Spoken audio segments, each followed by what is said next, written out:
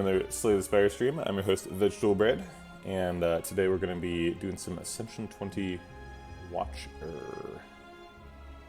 believe that's what it's called, Watcher. I think I need to move my camera. Let me get into the game, then I'll position it.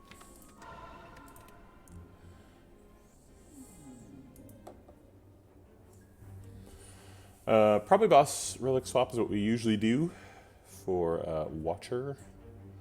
Transforming card's fine, or transforming card's bad because you want to get rid of a strike, but you want to keep your strikes. Paying 100 gold is fine if you're forced into an early shop. Curse for 12 max HP is okay if you're going to an early shop.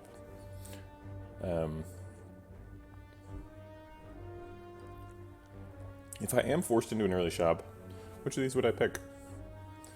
I think a curse for 12 max HP. It only costs 75 gold, and 12 max HP is quite a lot of value for 75 gold. But probably that's not happening because probably we're gonna do the last one. Ooh, we could get a Mega Elite Snipe. He didn't offer us Neos Lament, so we can't do it, but it is possible here. Looking for a 3-fight route. Goes to an Elite. That seems like there. And we can get 3 in the act with either this guy or this guy in the middle. Only 1 extra fire. Looks like we could get more going left. But then we only get 2 in the act.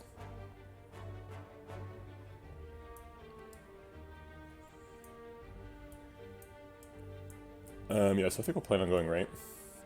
I like this ride a lot because it has 2 question marks before the first fight, so if we're going to get Golden Idol, we get it before we start fighting people. And then if one of these is a fight, we can take an extra question mark after, so we're staying in the easy pool. Very nice start. Ooh, Black Star. Okay, well we're definitely going right now. We 100% have to get every elite we can. We have to get 3. Okay. Alright, let me position my camera now that I'm... So you can't see the end turn button, and you can't see the size of the discard pile. I guess I'm kind of okay with that. Maybe that's the best place. Yeah, it's pretty out of the way, because normally I have it up here, but then that like blocks the relic bar, so I have to move it down a little bit. And then like I start getting into like the big characters have their face there. Like you can't see Awakened One's intentions or something. So maybe I will just keep it down here. Alright. Double defend strike is always happening this turn. Strike leaves him at 7 and him at 10. 7 is better because we're going to be weakened, so that's 2 strikes.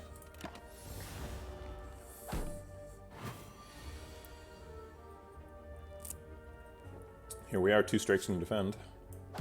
Seems to be the line. Take 3.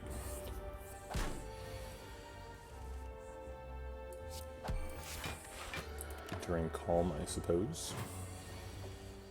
And this looks like pretty full. Cool. Alright, floor 1, Bowling Bash, Wreath of Flame, or Empty Body. Bowling Bash is very good. It is quite a card. Best in Act 2. But pretty alright in Act 1. Wreath of Flame is interesting for some combo decks. It's particularly appealing if you manage to get like a 10 orb slot barrage with Wreath of Flames, although that's kind of a prismatic thing. Generally not going to happen. And Empty Body is kind of a niche card. I have to really want stance changing to want an Empty Body. There's a lot better block cards in the Watcher. But if you do want to do lots of stance changing, Empty Body can be good. But I think clearly Bowling Bash here. With those attacks. We're not currently planning on going to a shop at any time, so we're going to turn him down. Do we fight the light? I think we can't. I think if we fight the light, we might end up costing ourselves an elite, and we have Black Star. So we're going to refuse the light.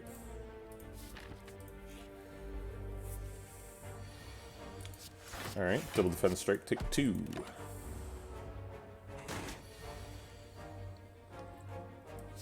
I will skip Vigilance to do 6 extra damage.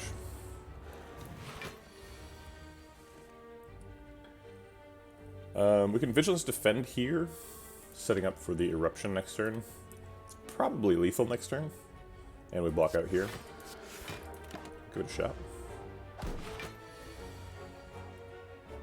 I'm not sure if it's lethal. Yeah, it is. Okay, cool. Just Lucky, Meditate, or Like Water. Meditate and Like Water are both very good. Like Water is super efficient. You spend 1 mana and 1 card to play potentially a defend every turn for the rest of the fight, including the current turn. So that's nice. Has some weaknesses against Awakened One. It's a little bit sketchy to commit to Like Water since we don't really know if we're going to be entering Calm that often. But a very efficient card, if not like a super highly effective one. It's not going to block for 100, but it will block for 5 every turn. Meditate is very good. It's particularly if you like have a tantrum or something, and you want a way to get out of Wrath. Being able to end your turn in Calm is very nice. It goes well with Like Water. But the primary thing that Meditate does is if you have an establishment, you can decost your whole deck, and that's cute. I think I'm going to take Just Lucky here. It's not the flashiest card. In fact, it's the least flashy card of the bunch. But it does a couple of good things really well. Number 1, it blocks in the Gremlin Knob fight, which is not something you usually have access to. Number 2, it scries. So it gets you back Weaves and stuff. Triggers Goldeneye. And number 3, it has scaling for both Strength and Dex, which is very uncommon. So if we get like Fasting, or like Kunai, or Shuriken or something, Just Lucky is going to be great. And Kunai and Shuriken are definitely on the table because we have Black Star. Okay, so neither of these were fights. It was Shining Light and Serpent. So we want to get an extra fight before we start fighting elites. Bowling Bash does 14 here. Incredible. We can actually kill Spike Slime. So I think I will.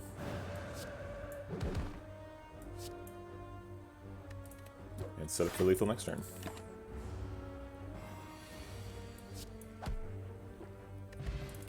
Cool. A Wallop or a Wheel Kick. Halt is also here. Wallop also blocks in the Gremlin Knob fight, which is very nice. It blocks in Sentries, which is great. Wheel Kick is also great in Sentries. Wheel Kick helps us draw past all the dazes. These are both some really top tier cards. I think normally I would pick Wallop, but Just Lucky says I should pick Wheel Kick. And it's pretty close.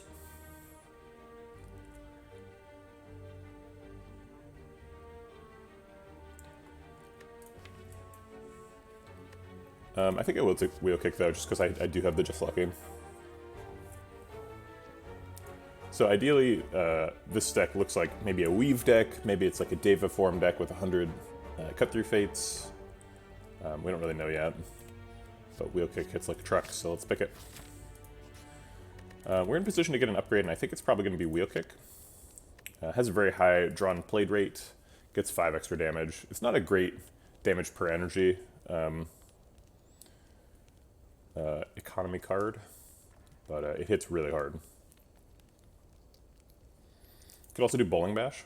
Bowling Bash Plus totally dominates a Sentry fight. We're fairly likely to get a Sentry fight at some point.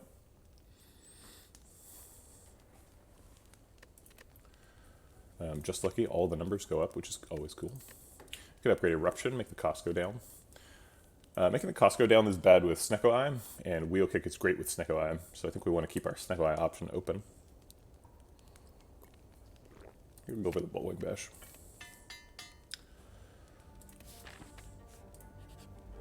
It's Gremlin Knob. If we Eruption Strike and the next turn is like Wheel Kick, Bowling Bash, Just Lucky, do we get lethal? So Eruption is 9, Strike is 12, that's 21, he goes down to 64. That's 8 squared. If he's at 64, Wheel Kick does 30, Bowling Bash does 20. That's 50. Plus 6 is 56. And he was at 64, so he goes down to 8 or something. So we take the 16 from his first attack, but then we should be able to kill him over the next 2 turns. Okay, alright, I think I like that plan. I don't think this can backfire. Oh, that's not good. Okay, yeah, we have the lethal next turn. For sure. I guess we double defend then. Actually, no, defends are negative block here, because he gets 3 strength and does double damage. So he gets 6 block per defend, or he gets 6 attack per defend. So they hurt us. So we'll take the 14.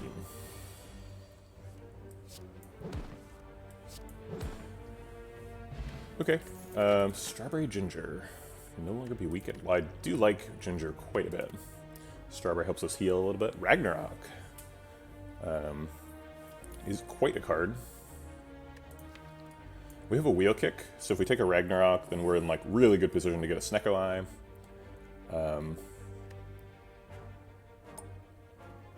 Just Lucky and Ragnarok both have good strength scaling for totally the opposite reason, right?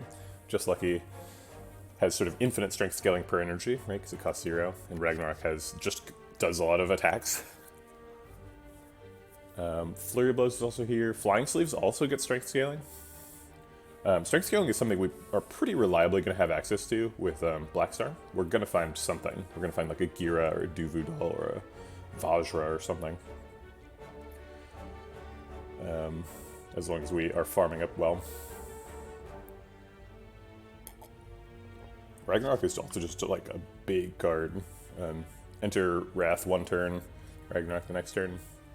We have a Flex Pot, so like Flex Pot Ragnarok can just win a fight for us. Ooh, an extra elite. Let me check this really quick. I'm not 100% sure if the Dead Adventure event triggers Blackstar. I think it actually does not.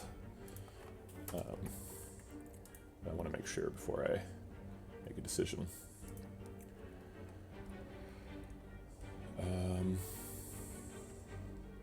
Dead Adventurer.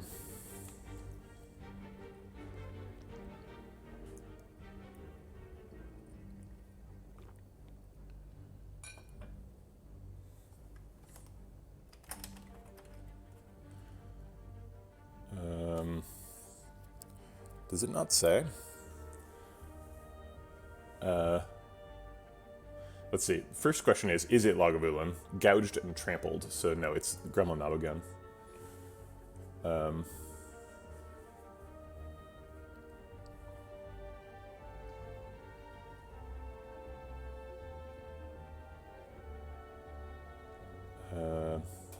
Gosh. It doesn't say.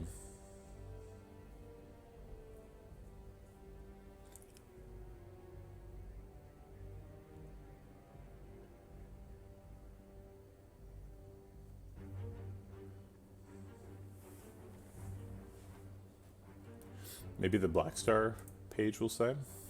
Nope.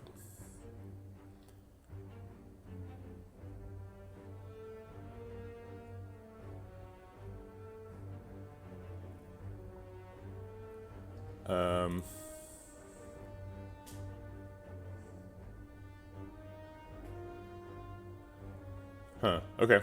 Well, whatever. Yeah, let's search him. But so what I'm wondering is if we search and the monster returns, I think we will get two relics. If we search him and actually find the relic, I think we won't get 2. But whatever, we're gonna science it. We can definitely fight another Gremlin Knob, so we're not too afraid. Okay, so we're gonna fight him. That's fine. We're gonna do the same thing as last time. Except this time we might kill him on turn 2 if we get Flex Spot Ragnarok.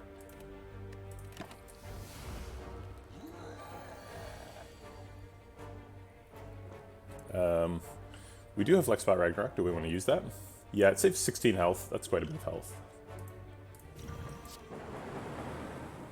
Okay. Only one relic. So it does not count as a Black Star Elite. Okay, well. Somebody ought to put that up there. Maybe it's me. Sands of Time kind of combos with our, like, gigantic attack package. I'm gonna go to the bathroom really quick, be right back.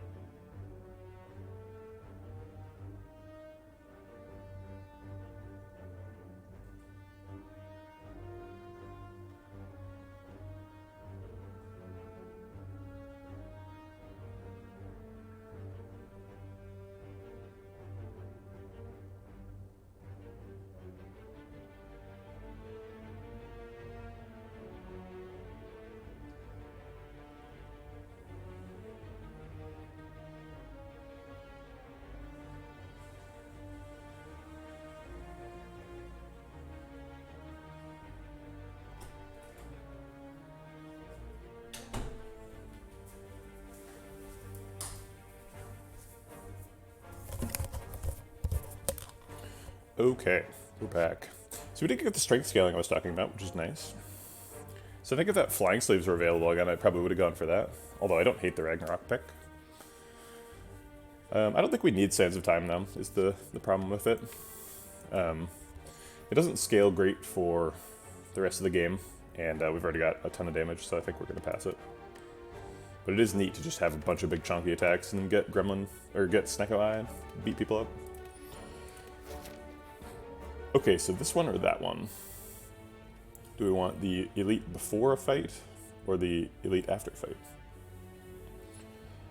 This one has another choice, so if we get beaten up, we can go left and dodge an Elite. This one does not have a choice. We have to go fight the other Elite. This one has one less hallway fight in it, so we can preserve some health to go fight that Elite. Also, I should call out, we spent a flex spot in that fight and then got a flex spot back, so we're ready to go again on that flex spot Ragnarok play. We might even end up doing it to Gremlin Knob again. I think dodging the hallway fight is pretty valuable. I don't think there's any particular value on doing a hallway fight after the Elite fight. I guess the Elite fight has good rewards, so maybe we find some rare that helps us out in this hard fool fight. But it's a really small marginal change. Ooh, a big chest with meat on the bone.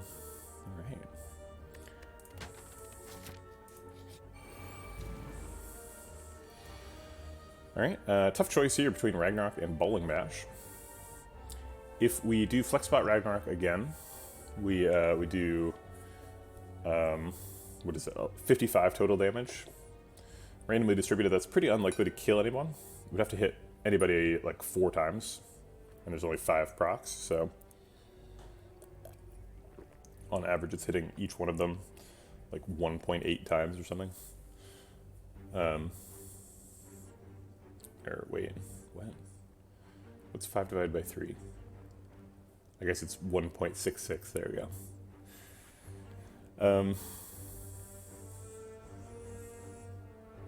We could just kill one with Bowling Bash. Does 33 damage. 33 plus 7 dodges some dazes right now. That seems pretty sensible. And then we block for 5. It does, it's unfortunate to skip Ragnarok, but Bowling Bash is so good in this fight. Actually, 33 plus 7 kills him too, so we'll do this 1 extra damage.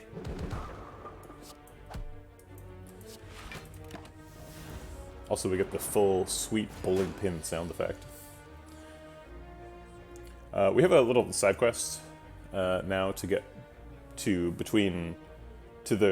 exactly half our health, because currently we're between half our health and half our health plus 12, which means Meat on the Bone is not happy with us. So half our health is 35 plus 2, which is 37. So we want to take 7 damage in this fight. So I'm going to Vigilance right now and take 2.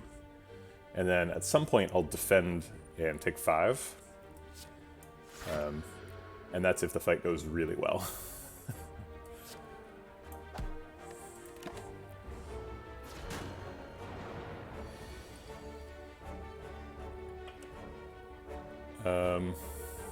We could Eruption Wheel Kick, and I think probably kill this sentry right now.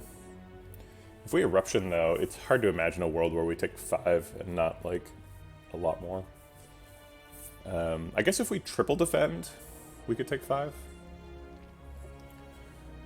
Let's see, Eruption Wheel Kick does 10 plus 32, which is 42, and then Just Lucky would finish him off. And we would have 1 extra energy for a strike.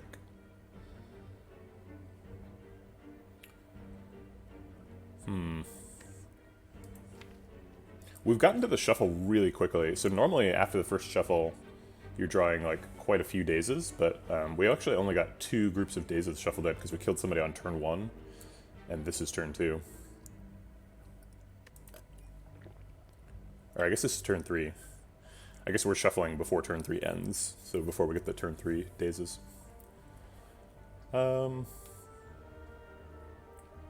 Sure, I'd rather go aggressive than just like guarantee taking 5 damage right now.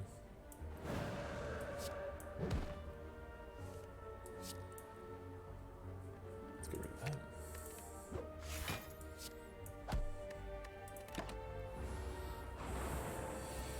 Hey, we can exit. So we could kill him.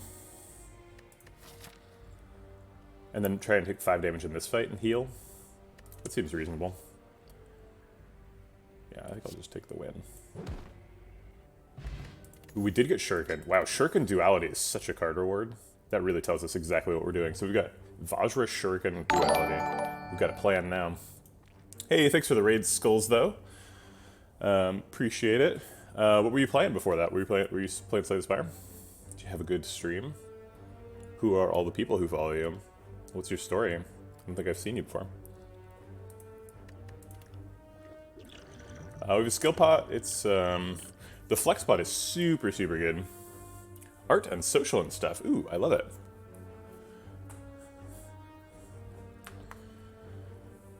Hi, Escobet. How's it going? Oh, right. Yeah, I remember that. You guys were, like, cuddled up watching the stream in bed. Did you have a cat? I'm trying to remember.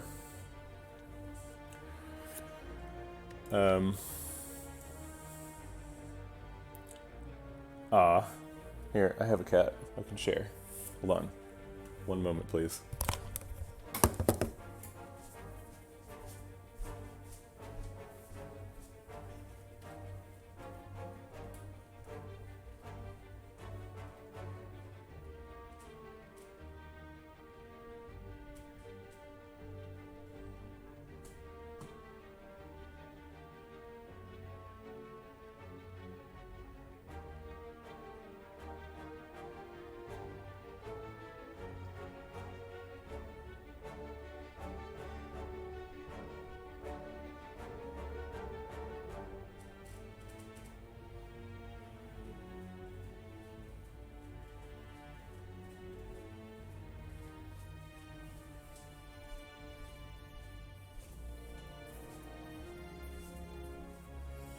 There we go.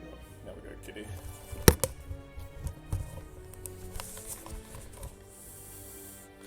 Alright, Coconut. Coconut, I feel kind of bad. I just stole her from my wife. She just put her in a little butterfly chair with a heat pad.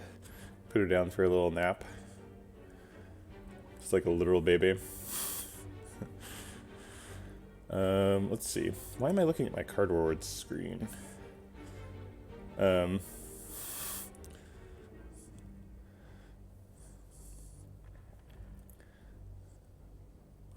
you upset, Coconut? Do you want to go back to your butterfly chair? I'm sorry.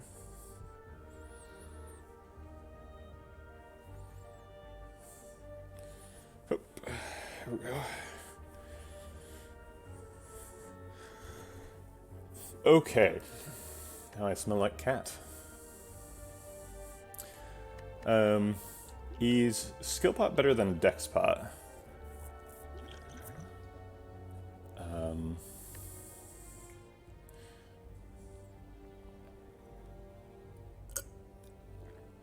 How are we abusing duality? That's the real question. We need like a source of artifact charges. And not Clockwork Souvenir, because that's just going to get us 1 dex per fight. We need orange pellets, I think. None of these cards help us get orange pellets. Ooh, there's a Talk to the Hand. Oh my goodness. Talk to the Hand plus Shuriken is so nuts. Okay, so that's obviously happening.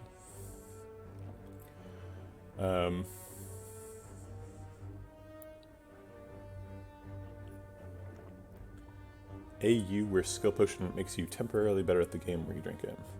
Oh, you mean you want like a real world skill potion? That sounds nice.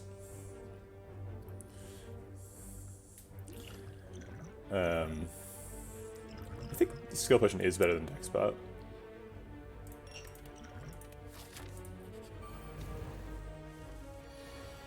Okay. Can we kill this guy this turn? Wheel kick plus strike is 23, so we're off by 1. Is there anything we can draw? Yes, we can draw Bowling Bash. Or Talk to the Hand. No, Talk to the Hand doesn't do it. Alright, let's give it a shot. We didn't. Drat. Just Lucky is so good with duality, because it like procs duality and pays off duality. It's nuts.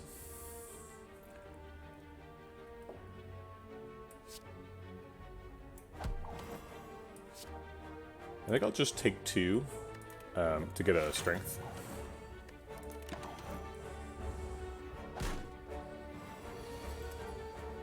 Alright, we're trying to take 3 more damage. I guess we'll take 5 this turn.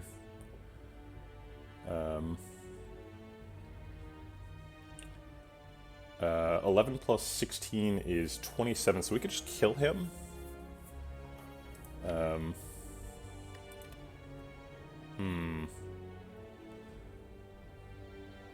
Because he's going to hit us for 7, that's too much.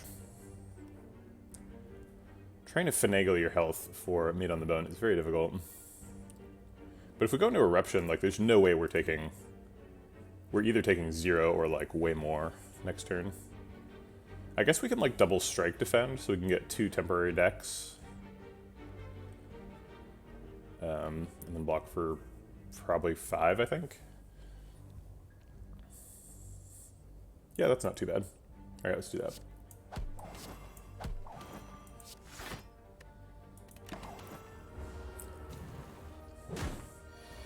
Alright, we're off of the ideal health total by 2, which is pretty fine.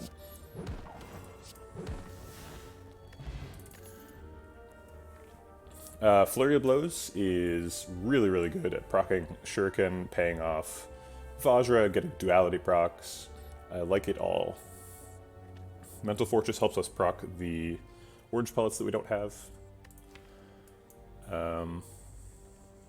We don't have any stance changing stuff, so Flurry of Blows is a little bit speculative.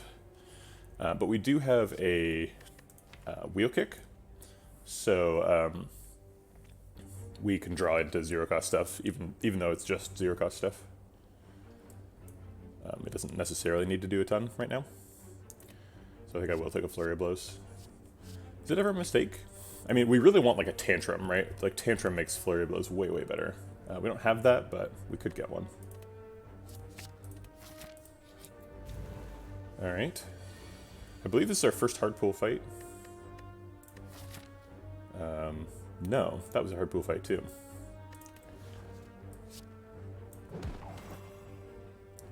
We're going to use both of these to block out. We don't really want to take any damage.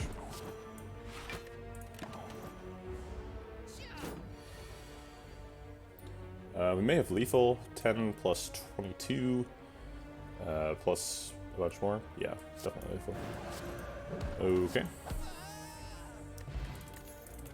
Okay. Strength pot. Ooh, I love Foresight. Foresight's great. Empty Fist helps us change stances, which is what we want for Flurry of Blows.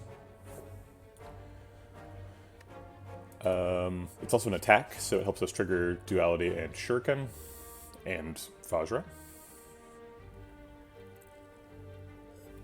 Mental Fortress also pays off when we change stances, so all pickable, I think.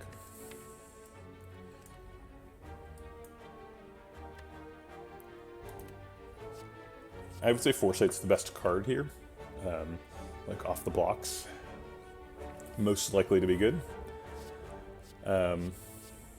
Empty Fist has a great upgrade, if we think we're likely to give it an upgrade. Next upgrade goes to Talk to the Hand. After that, probably Ragnarok. And then probably it would be Empty Fist if we had one. Mental Fortress would be here mainly to proc orange pellets, and we don't have orange pellets. So that's pretty speculative. I think Mental Fortress may be worse than Skip. It's definitely the worst option. I think I'll pick Foresight over Empty Fist. We're doing okay on attacks. Strength pot versus skill pot. I'll keep the skill pot for now. It's useful in an emergency. A surprise store. Ooh, there's a Clockwork souvenir. Not quite the correct one. We were looking for a shop relic that removes debuffs, but not that one specifically. We were looking for the other one. There's a Tantrum here and an Akabeko. Tantrum and Akabeko both do kind of silly things with this this style of deck. Particularly Akabeko, if we can get like that Ragnarok bottled, yum.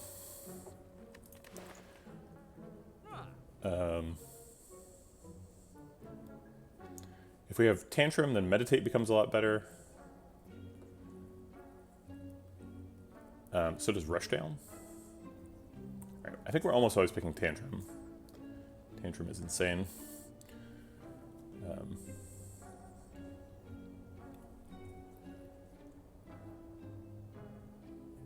Clockwork Souvenir is just going to end up being oddly smooth stone, 99% of the time because of duality.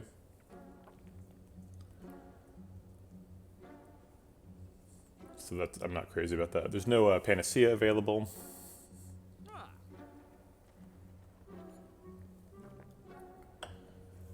We could card remove. Card remove is always an option.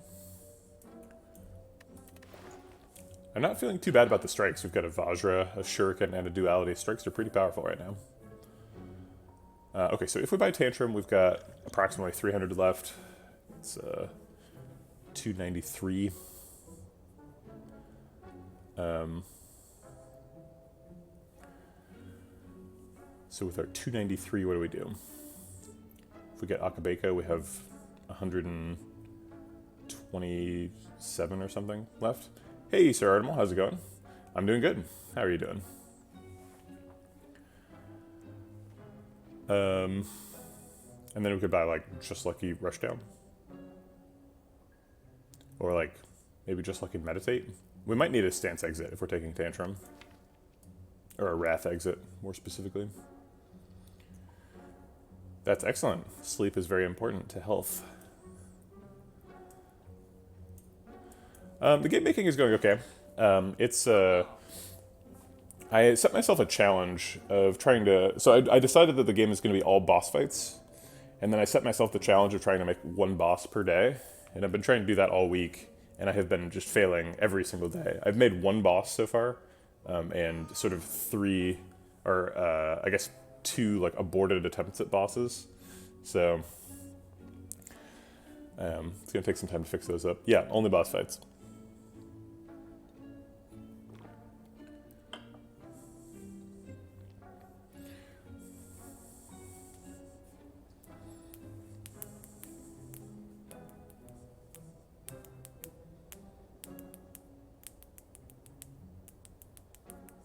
One of the early design pillars I identified is that every decision you make should matter. And I think a lot of role-playing games, the place where they fall afoul of that kind of rule is in the nothing fights in between boss fights, right? And so I'm just going to take those out. Okay, so we're doing that.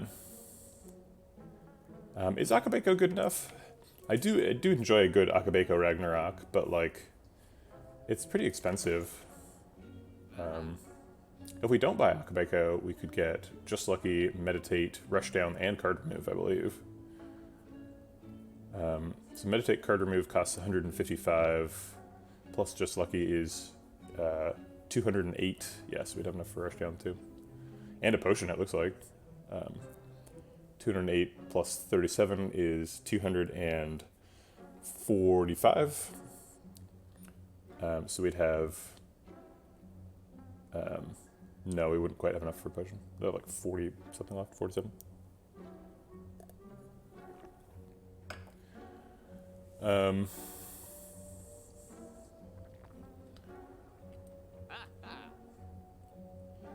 I think I like the Just Lucky, the Rushdown, and the Card Remove. I'm not 100% sold on Meditate.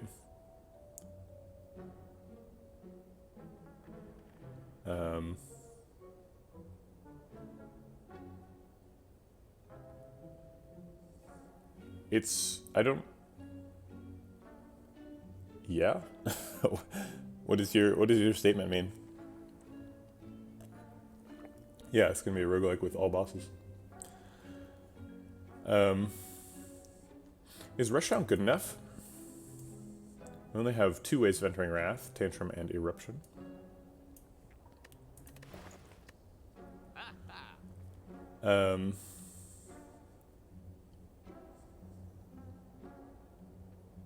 Maybe we do Just Lucky, Rushdown, Akabeko.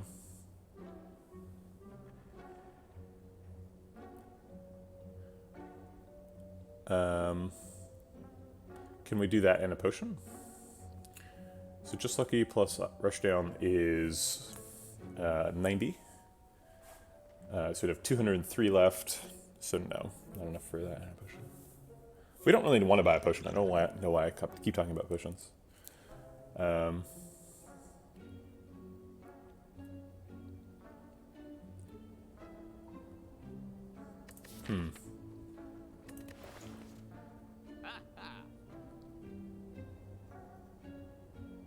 Alright, let's do this. And just ignore the rest of it. We don't need... Meditate? Is that true? Meditate's kind of good.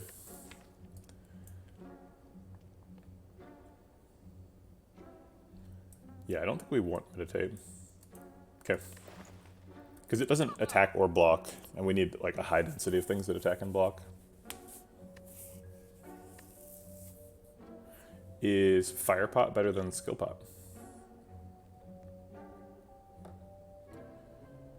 Probably.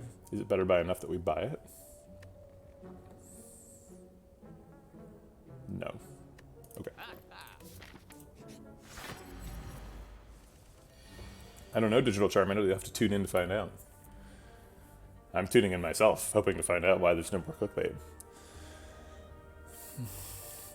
We have Flexpot Ragnarok. Man, if we bought that Akabeko, we would be just alarmed. Sorry, oh my god.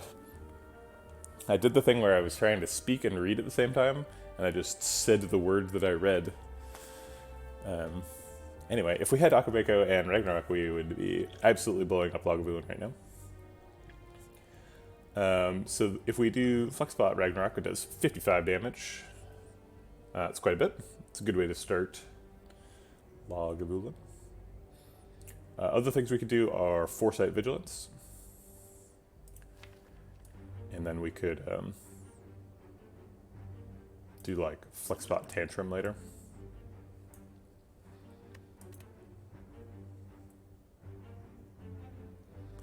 Yeah, I guess I like developing powers and going into Calm.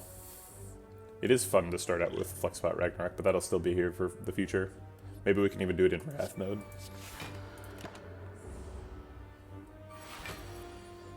There's Eruption Tantrum. That's a great way to wake him up. Just Lucky fits in too. And talk to the hand. Wow. I guess the worst part about this wake up is that he is going to be awake and we're going to be in Wrath mode next turn. Is that okay? We're going to have Talk to the Hand. And a Strength. Maybe we're killing him right now, is maybe what's happening. So we Eruption, Just Lucky, Talk to the Hand, so that we get a Strength, and then Tantrum with Flex Pot. Okay, so sorry, we Flex Pot first, and then we play all the cards, basically. So we're playing one. Okay, so I'm going to count how many times the Flex Pot damage stacks. So it's 1 plus 6 is 7, 8, 9, or sorry, 7, 9, 11, 13. These count twice because we're in Wrath mode for them. So it's 13 times 5, which is 65 damage, just from the Flex Pot. And then it's 10 plus 24 is 34, plus 8 is 42, plus 14 is 56, plus 12 is 68. 68 plus 65 is lethal. Okay, so we don't have to worry about next turn.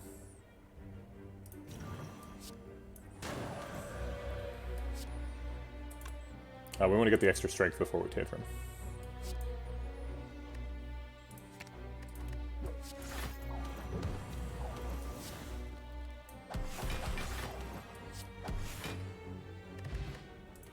Umamori, I'll be Smoothstone. Okay.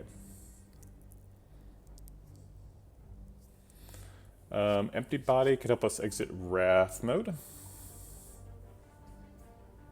I mean, there are a million roguelikes, so I'm sure there's one that's only boss fights. There aren't really any, like, big commercially successful traditional roguelikes. So if you're looking for precedent that's big commercially successful roguelikes, you will not find any.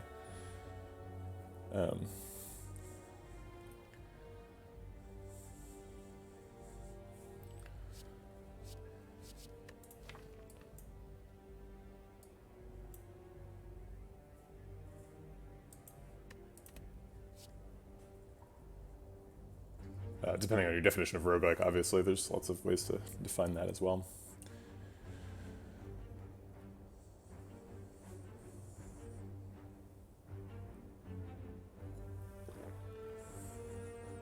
Do we take Conjure Blade ever?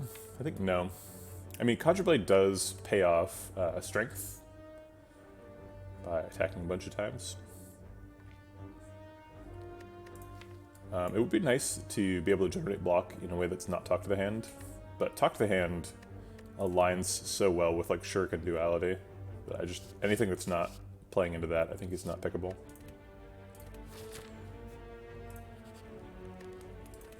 Alright, I think we're in pretty good shape for this. Talk to the Hand's upgrade is really good, but terrible against Slime Boss, so I think we're going to go for Ragnarok here. And try and get a really big split with that. Maybe Tantrum is better. I feel like Tantrum carries me every single time it's in the deck.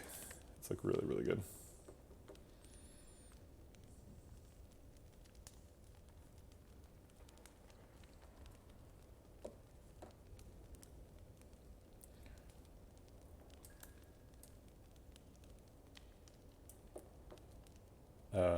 But Ragnarok's upgrade is just better. Is that true? Ragnarok's upgrade gets it 1 marginal attack. Tantrum's upgrade also gets it 1 marginal attack, and Tantrum gets played like 2 times per shuffle, so it gets played way more. Maybe Tantrum's upgrade is better. It's also easier to fit into a turn that procs Shuriken. I guess I'll do Tantrum.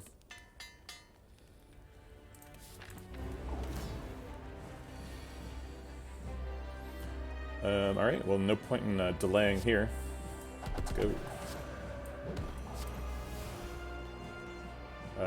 We're not going to be able to enter Wrath next turn. We're already in Wrath.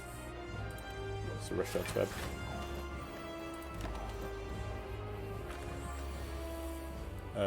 Attacks, sure. I don't really need 2 strikes if I have wheel kick. Tantrum, huh? We're gonna play wheel kick then tantrum. We don't want to play tantrum and then wheel kick because then we could redraw the tantrum. Actually,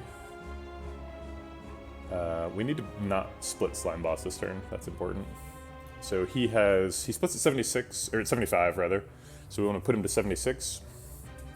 So we want to do less than or equal to 114 minus 76 damage.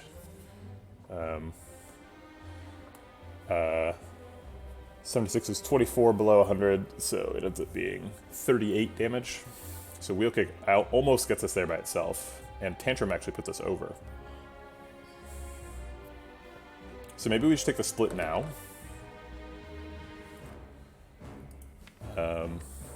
And then Ragnarok the smaller ones. If we take the split now, though, we could draw Ragnarok. We could also draw Flurry of Blows, and just lucky, though. Yeah, I guess Bowling Bash is better if he's already split, so I'll take the split now. Yeah, we did get Ragnarok, unfortunately. That's a good split. Watcher. We don't need Vigilance. Probably don't need Eruption either. Let's see, what are we getting instead of Eruption? Bowling Bash, hopefully?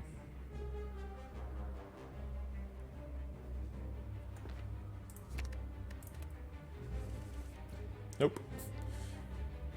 This does 48 damage, so we just kill whichever one of them we want. And then I guess... Jeez, that kills him too. Okay. Perfect slime boss, I'll take it.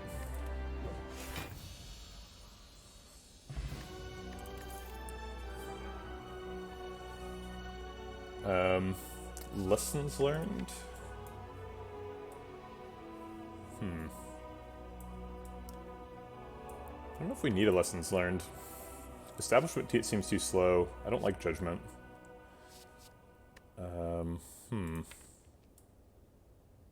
We do need quite a few upgrades. Talk to the Hand, Ragnarok, Wheel Kick, both just luckies, Rush Down, Foresight, Eruption. Okay, yeah, I'll take a lessons learned, I guess.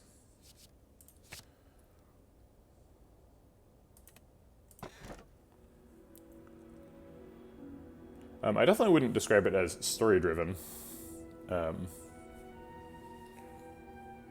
It's just, think about it like the Slay the Spire format, except you're on one path, and that path is shorter and only has bosses on it. Right? Like, you're just going from fight to fight.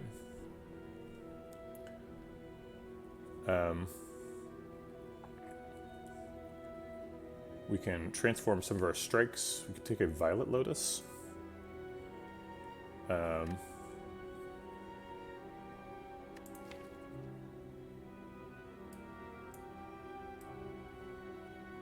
Yeah, it's definitely not going to be story driven. That's not like that's not leaning into my skill set, unfortunately. Get rid of the last 3 strikes. I don't know if we want to get rid of the last 3 strikes. We have Shuriken and Duality. We kind of need there to be attacks.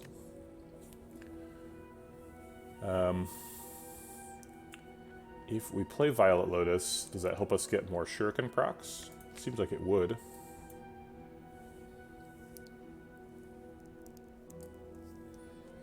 We currently only have one way of entering Calm with Vigilance, so we'd need to find more for Violet Lotus to be good. But we have a Flurry of Blows, so we kind of already want to find more.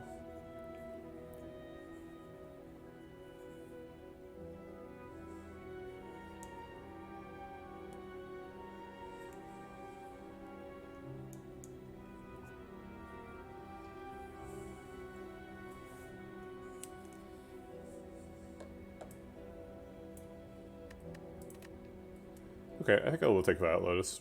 We'll see if we can make this work.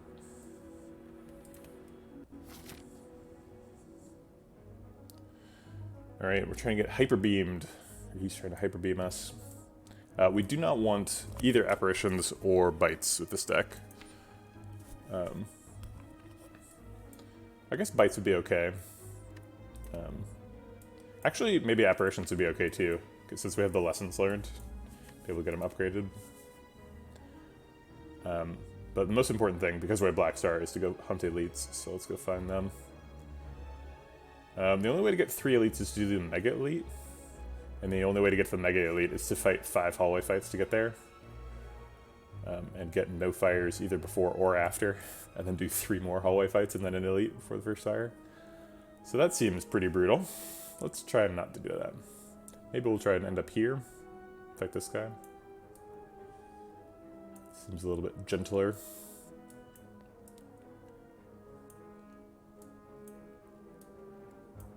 I'm trying to figure out how to not go to 2 shops in a row and do that route. I guess we can do like a bunch of question marks and then do our fights. And then if we still feel strong enough, we can go left and go fight this guy. And if not, we can just go to some fires and get ready.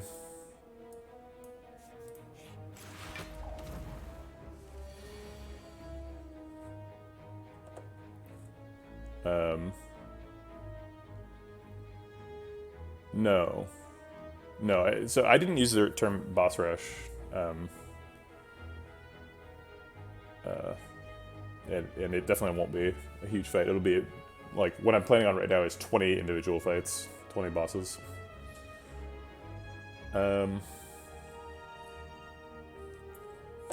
Well, we can rush down Tantrum to draw cards, but then we're looking at 42 damage coming in. It seems uncomfortable.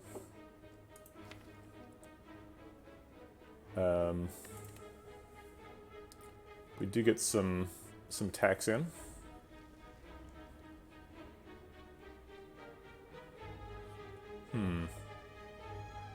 So, worst case scenario, if we just do, like, Flurry, Tantrum, Flurry, Double Defend, we get 3 decks from these, and we block for 18. And we take 23. But we can't do that if we play Rush Down.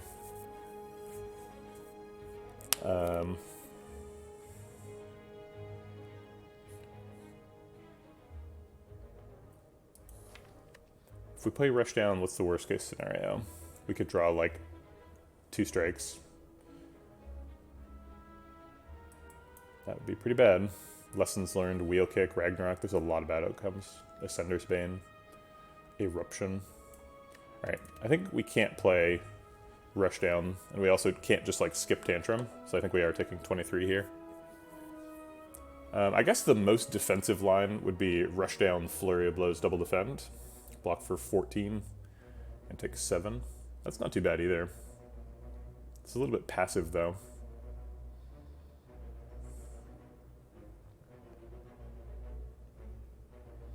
Yeah, that's a good point, Sphinxinator. Even just in making the like 4 that I've made, or partially made, designed at least, I have felt the call of like, well, but surely one of them is just like, he just hits you really hard, right? It's like, well, no, that sounds like a normal enemy.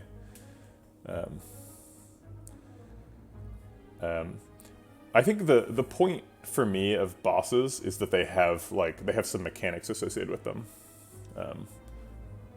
So I'm not a subscriber to superhero theory, I guess is what I'm saying. Because like in Slay the Spire, the difference between a boss and a non-boss is like a boss like is a big challenge, right? That has like some sort of specific mechanic, like they split when they go to half health or something. Whereas like a Jawworm is just like, you're gonna beat the Jawworm. The issue is like, how many resources do you spend on the Jawworm? I've made a decision inspired by Into the Breach to try and make all the numbers very small and chunky. I really find it appealing to have, like, for example, the largest number in the game is 4. There's lots of numbers that like go up to 4. So I won't have any like 75 health enemies with 14 armor, you know, like, because having numbers that big makes the math really hard to do intuitively. And because the numbers are so small, I can't have fights like Jawworm, where like you're guaranteed to win the fight, but you're trying to optimize on how many resources you're spending. So every fight has to be lethal. Every fight has to be hard. And that sort of encourages me to make them all like bosses. So I think they're all. But the real distinction for me is that they all have like mechanics, right? Like there's one who's a vampire, and like once you do damage to him, he like explodes into a swarm of bats, and then you like have to fight the bats until you find the bat that's him. And then when you hit that bat, he condenses back into a vampire, then you can hit him again, right? Like there's some things happening in the fight, versus just like Shelled Parasite, where he beats you up or you beat him up. That's it.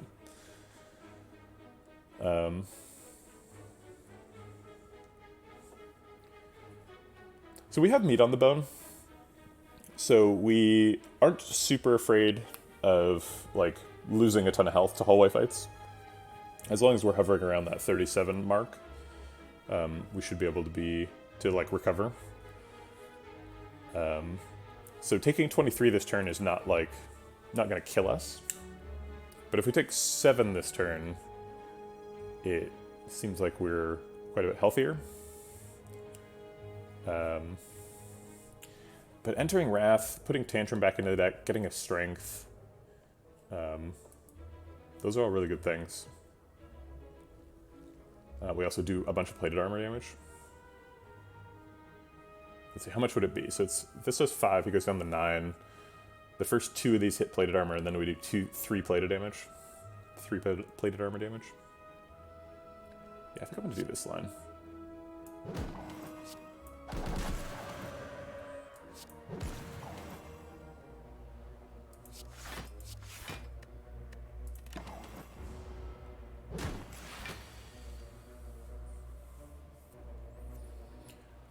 Okay, we need to kill him this turn or go back into Vigilance. One of those two things. Do we have Lethal? Our max damage is going to be Just Lucky Eruption Tantrum, narrowly edging out Just Lucky Strike Tantrum. Tantrum's 40, makes it 62, 72. That is in excess of his current HP, which is 69. Okay.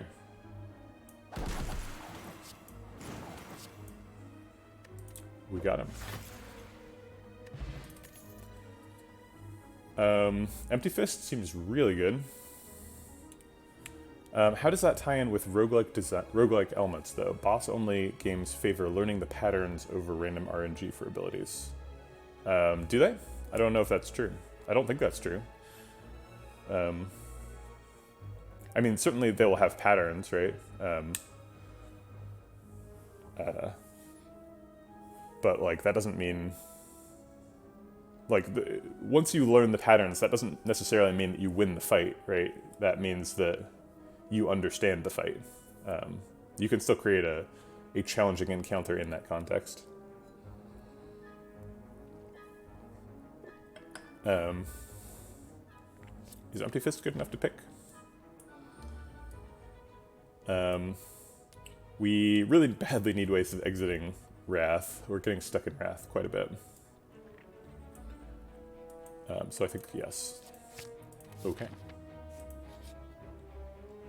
We could heal, or we could choose cards. If we choose cards, what are we looking for? We can't find Panacea. We can't find Orange Pellets. We can find like Just Lucky and card draw stuff. We can find Deva Form, which I think is something that we want. Yeah, I think there's some good options for finding stuff.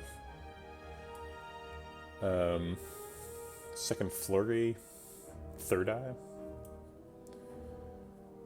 Cut Through Fate seems really good. No Just Luckies.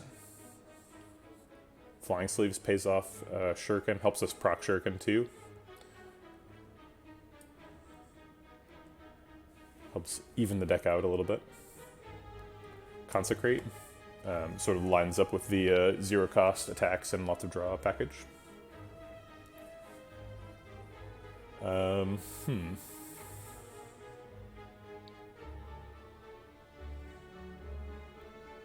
I'll take a second Flurry. It seems like we're really leaning into the Flurry thing with the Empty Fist.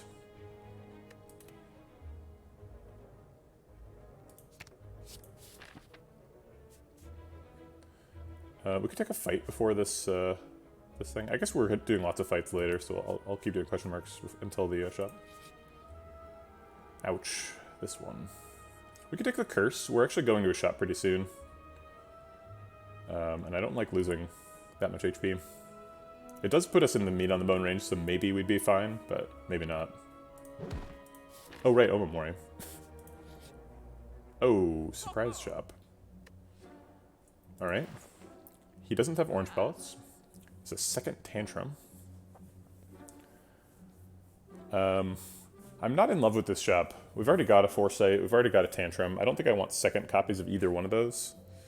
We're not interested in Windmill Strike or Prostrate or Prey. Those are some really bad cards. Forethought's bad, Secret Technique is bad. We can't afford Horned Cleat or Singing Bowl. So it's really just like card remove and Abacus.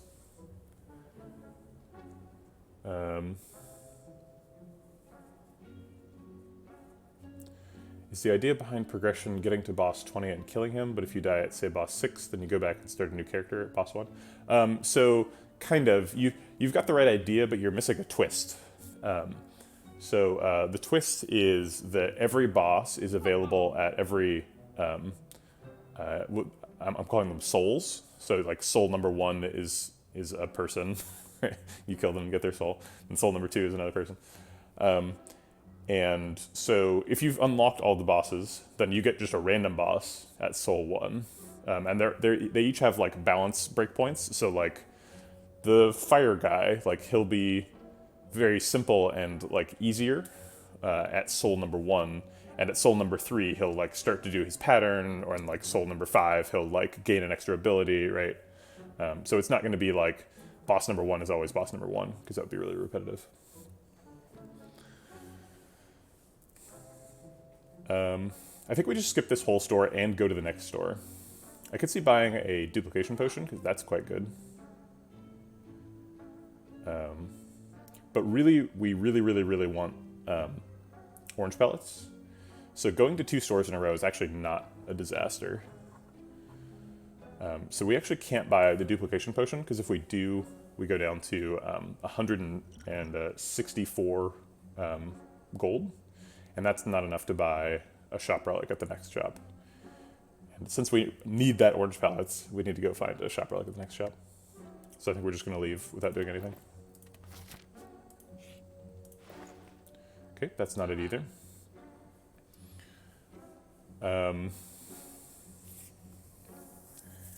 Again, not a really impressive shop.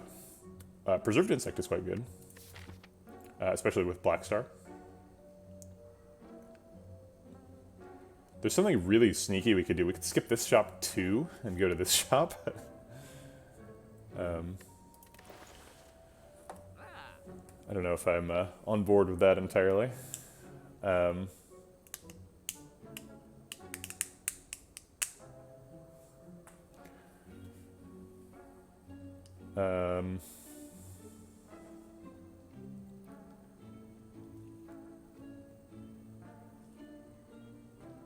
I mean, I don't hate just spending all of Act 2 going to shops looking for orange pellets and looking for going to question marks, looking for bites and apparitions and stuff.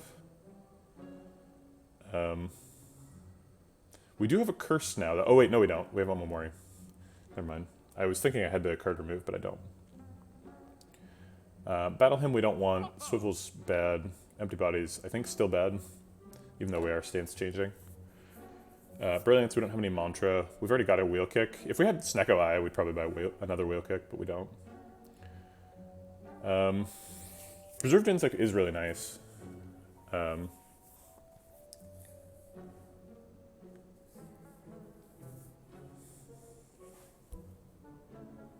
How many merchant relics are there in this game?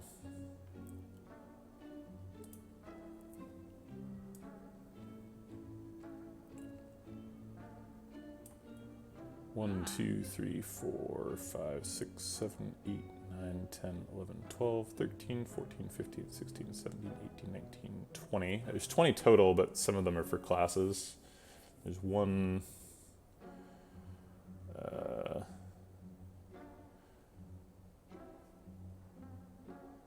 2, 3 that I can't get.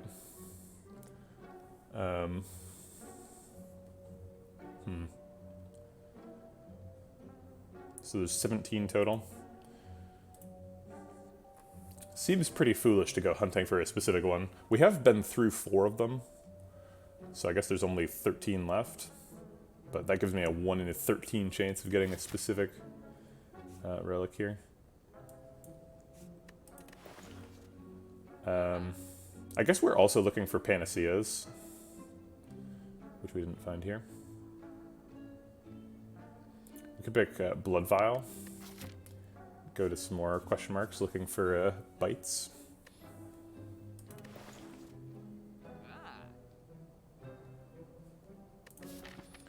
So if I'm not going to this shop, am I just going to 2 hallway fights?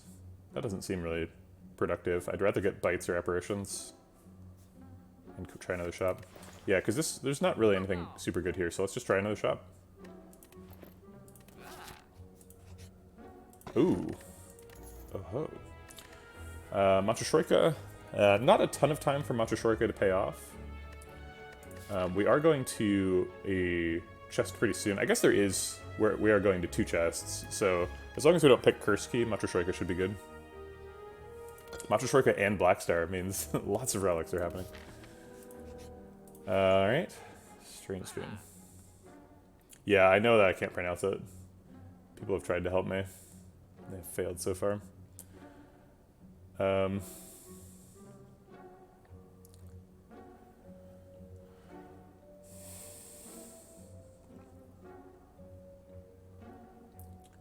Okay, so this is the last shop we're going to. We're not going to any more shops this act. I assume.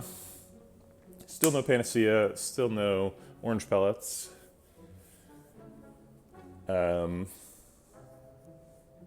is a Just Lucky here. We could just start buying random stuff. We could do like Just Lucky Frozen Egg, is that possible? It is not.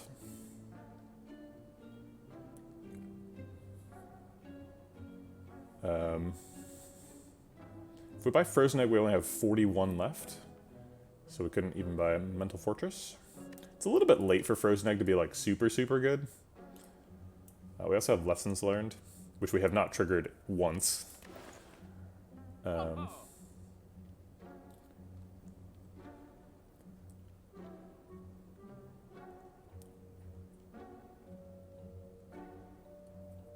how about like card remove, Just Lucky Mental Fortress?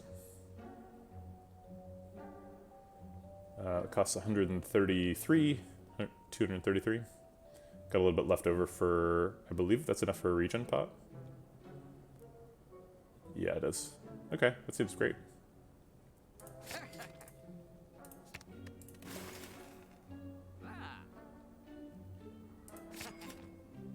Okay. One more question mark or a fight? I don't really see any reason to go for voluntary fights here. Okay.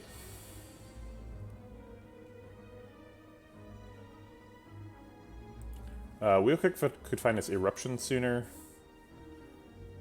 Actually, let's do Wheel Kick so that we could get a Strength proc, potentially. Find a 0-cost attack. Hey, we did.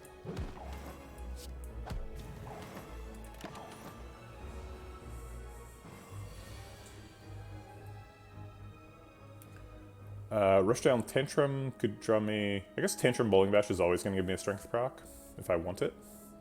We could just double defend Bowling Bash, not taking damage.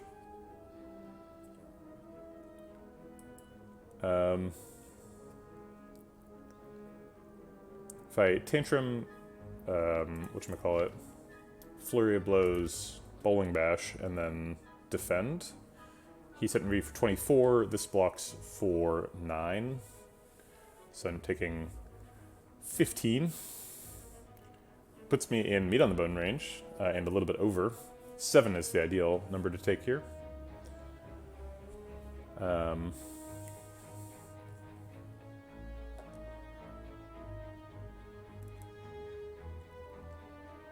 If we do Tantrum, Meat on the Bone, or Tantrum, Flurry of Blows, Bowling Bash, we do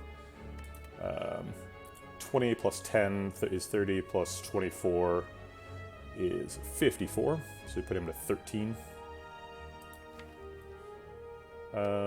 Let's just slow it down a little bit.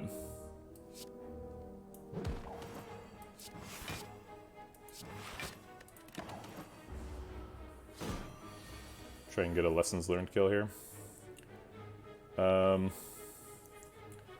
Well, doesn't look like that's happening. We have 35 plus, so we can do 45 damage. Not enough. Man, maybe we should have tried to kill him last turn.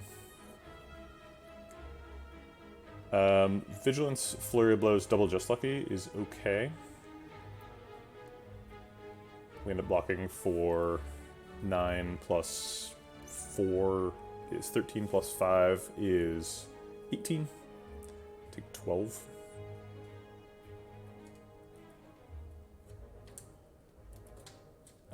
Is the skill potion ever get us lessons learned lethal? If the skill potion enters calm, we get a flurry of blows back, so we could flurry double just lucky lessons learned.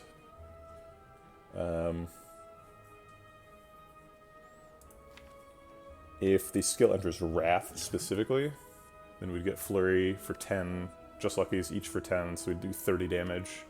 Yeah, that would be lethal. Okay, I'll look for that. There's several skills that enter wrath. Hey, there's one. Alright. I'm gonna believe my previous math and assume this works. Yeah, it does. Cool.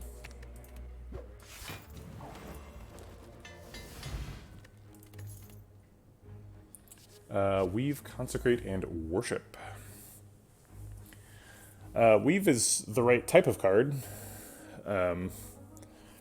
but it seems like the scrying is not really what we're doing. We do have Just Luckies. Maybe a Weave is good. We have 3 copies of Just Lucky. And a, whatchamacallit, Foresight. Okay, alright, I'll take a Weave.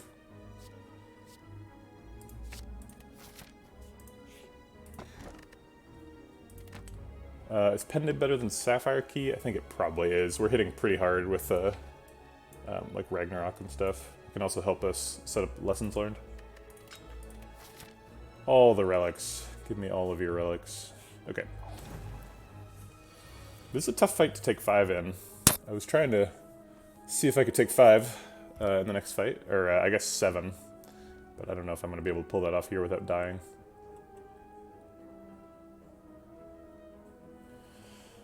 I think we're going to Flurry, Eruption, Flurry, and Talk to the Hand on... I guess actually we're skipping Talk to the Hand, huh? Because it's more efficient to do Wheel Kick.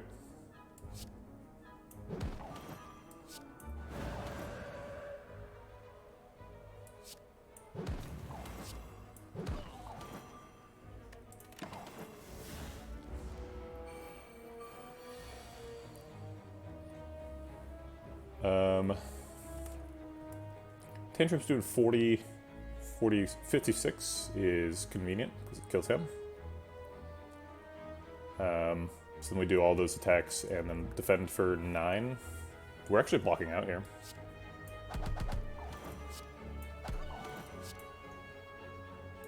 Sure, I'll scry away a Weave. Actually, we're taking 7 right now, and it looks like we can probably lethal him next turn. So we end up taking a -5 damage, assuming we kill him next turn.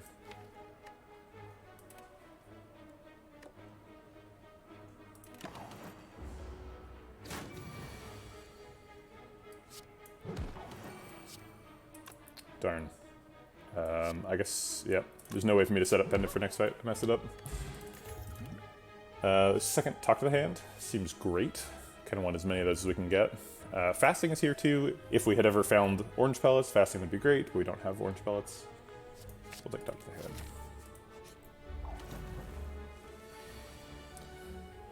Alright, we've got a couple of slavers here. Trying to mess up our run. And a very loud cat.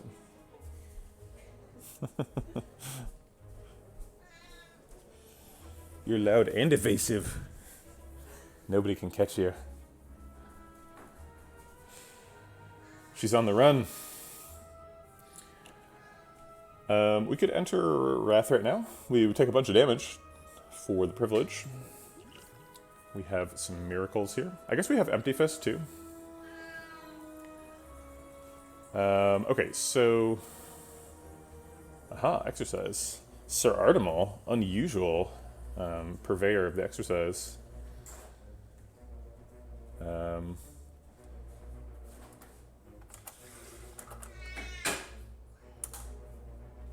I actually have a bunch built up from last stream that I'd been forgetting about. So I got 1, 2, 3, 4, 5, 6, 7 new ones. Okay. I'm up to 11. Awesome.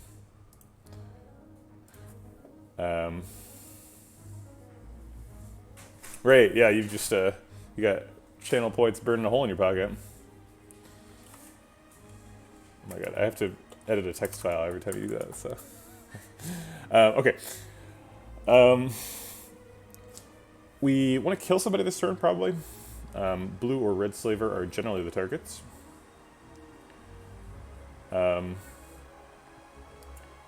Eruption does 10. Presumably we're going to finish with Empty Fist, which is going to do 20. So it's 30, 40, 54. So that combo is enough to kill red slaver. And it takes all of our energy. So let's do that.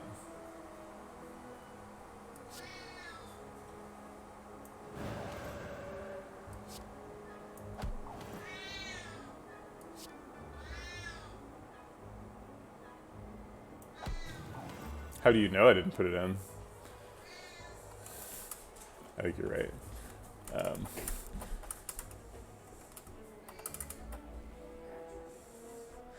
We do have a bottled miracle here, so we could do some more stuff before we exit. So we could like get a talk to the hand in on Taskmaster and defend.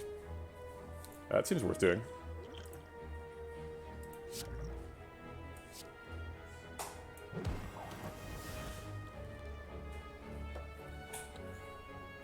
Okay.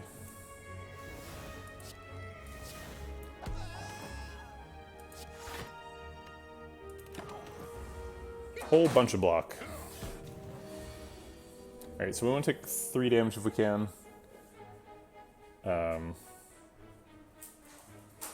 We have a weave in the discard, that's true. So this gets us a 3rd attack. Bowling Bash is going to do 24 damage. They're both at 48, so I could just target Taskmaster. If I can kill Blue Slaver, though, we don't get weakened, which would be nice. We can't block at all other than killing one of them, so I guess we block with Talk to the Hand. So we're getting 1, 2, 3, 4, 5 total copies of Talk to the Hand if we use it all, which would block out Blue Slaver if he's left standing. We're doing 5, 11, plus 24 is 35 plus the 4 damage, so 39 damage. So not lethal. And only 4 attacks, so we're not proccing Pen Nib either. Actually, we can get a strength before we Bowling Bash, so it's a little bit more than that, but that's only 2 extra damage. I think I also missed 2 damage because I counted Weave as doing 4, but it's really doing 6. But that's not enough to get us up to 48, I believe. I guess I'll do a more accurate count now. So this does 6, this does 5, that's 11. Then this does 6, that's 17. And then this does 13 times 2 is 26. 26 plus 17 is 43. Yeah, so we're still off by 5. Okay, well, I guess we'll do it all on Taskmaster then, so we get block return.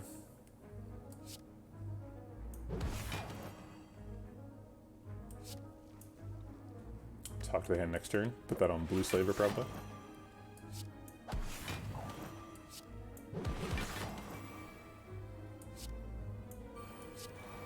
And play a couple powers.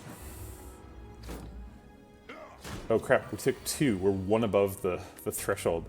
How are we going to take 1 damage? Well, these are help manipulate how much damage we take. Okay, so assuming we kill Red Slaver, we want Blue Slaver to hit us for 1 or 2. If we go into Wrath, he is hitting us for 26, so we end up wanting to block for 24. It seems like a lot to block for. I don't know if we can even pull that off. Yeah, also, like, doing that much damage without killing them seems like a problem. We're pen-nibbed right now, so these numbers are not what they really are. We can just kill them both. I guess if we tantrum on Red Slaver, or on Blue Slaver, he dies? That's true, lessons learned. Good point. Okay, ideally we can kill Blue Slaver without entering Wrath, and after we play 2 attacks, we play Defend, so it blocks for 8, and then Red Slaver hits us for 1. Seems like a pretty reasonable plan. So the max damage we can do without Tantrum is Talk to the Hand, so we'd start with Talk to the Hand. That does 16, he'd be down to 32. And then we would want to go, it doesn't really matter what order we go in, as long as Weave happens before Just Lucky. This is our second Weave, right? So we've got the other Weave in there too. Oh no, that's not true. We got this back from Foresight. Okay, so we would go this, that, this. So this does 16, he's at 32. And then this does 7, he is at 25. This does 7, he is at 18. This does 6, he's at 12. This does 7, he's at 5. So we're off by 5 again. So it doesn't seem like that's happening either. Okay, so... But if we Tantrum, he dies right now. Which just isn't what we want. I guess we generate a bunch of block doing that, though. We generate 2, 4, 6. I guess we'll play 3 attacks before this, so this will generate a total of 2 plus 6 block. So we'll have 14 total block from that. So we can actually manipulate this so that he doesn't die and we still just take 1. And to do that, we need to defend the block for 7. Oh my god, this turn is so complicated. So the turn ends up being Talk to the Hand, Defend, Weave, Flurry of Blows, Just Lucky, and then Weave. And then we block for whatever, 14 plus 7, which is... 14 plus 7 is 21. They hit me for 22. I take 1, go to 37, and meet on the bones to heal up to full next turn. That seems like a bunch of stuff we want to do. And I think the math's all worked out, so I'm going to do it now.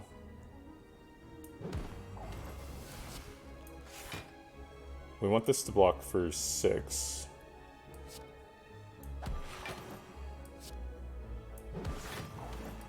There it is, blocking for 6. Okay, I don't care about this. Yep, we blocked for 21, they're hitting us for 22. We did it. Okay, so now we have to kill them both. We can do that with these cards. That was a lot of thinking. Oh, crap, lessons learned. Oh, God. Yeah, we're just not getting lessons learned, that's fine.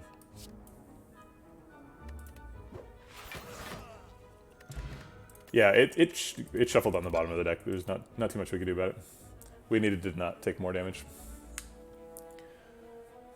I should have mulliganed all those cards away, though, because then I would have drawn it. I just wasn't thinking about it. Like Water Plus? I don't think we were interested in any of these.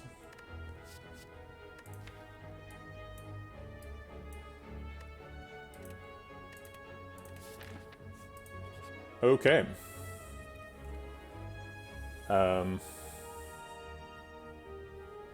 Gaining 2 strength seems really good. We also get to control our health total a little bit.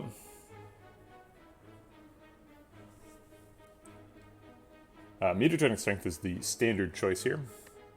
It also gives us some crazy setups with the mutagenic strength pen nib on Ragnarok. But not quite as good as it would have been with the Akabeko we were offered. I think we just get jaxed here. I very rarely get jaxed. It's like often not the correct choice.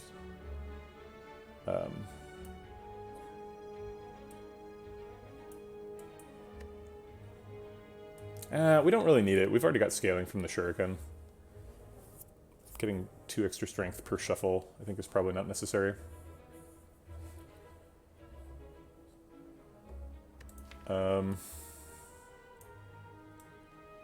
Yeah, I think we take the mutagenic strength here. We could transform the 2 strikes, but transform them into what, right? They could turn into, like, praise or something.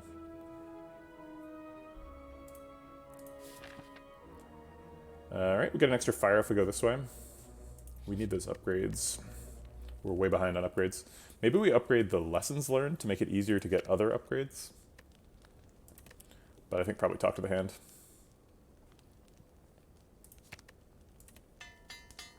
Okay. More relics, please.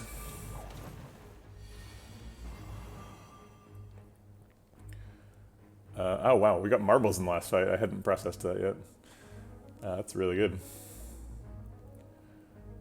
Strike can kill somebody. Flurry blows can kill him a little bit more efficiently. So that's pretty much always happening. Just get that out of the way. Strike plus just lucky kills him. That seems good.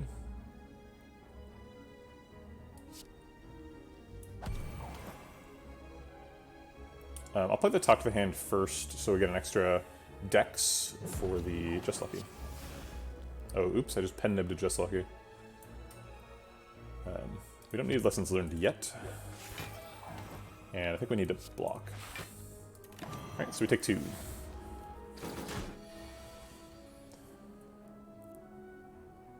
Getting both of the gremlins dead on turn 1 is very good. Alright, this is the first fight where our scaling is really going to matter.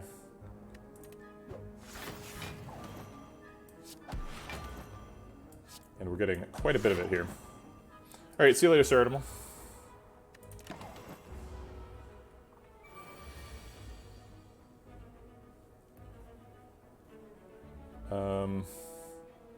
Wheel kick kills the fat gremlin pretty efficiently. Let's start there and see what we get. Flurry of Blows strike kills the other gremlin, blocks for more than the defend would, and gives me a strength. And we're just gonna have to eat the 18. Puts us back in meat on the bone range. Alright, now we get to do a bunch of damage.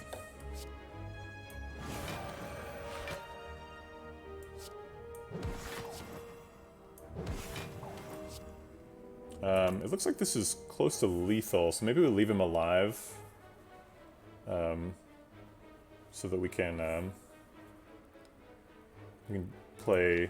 get him with lessons learned potentially.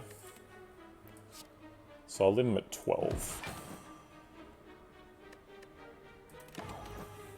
Maybe I should have played Talk to the Hand there to remove Talk to the Hand from the deck, so I don't redraw it. We can just kill both of these guys.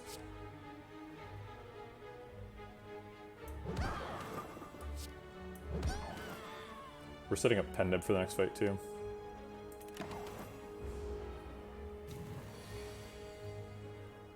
He's not attacking. Foresight helps us find lessons learned. Rushdown is very unlikely to be helpful. Come on, lessons learned. Let's go. Where is it? Well, we can still just kill these guys. We can't play wheel kick, though, because that would draw lessons learned, and then we wouldn't be able to play it. Okay, we're guaranteed to get lessons learned next turn. Give it to me. It was the last card. Right. Strike Dummy. The game is rewarding me for not getting rid of those last 2 strikes.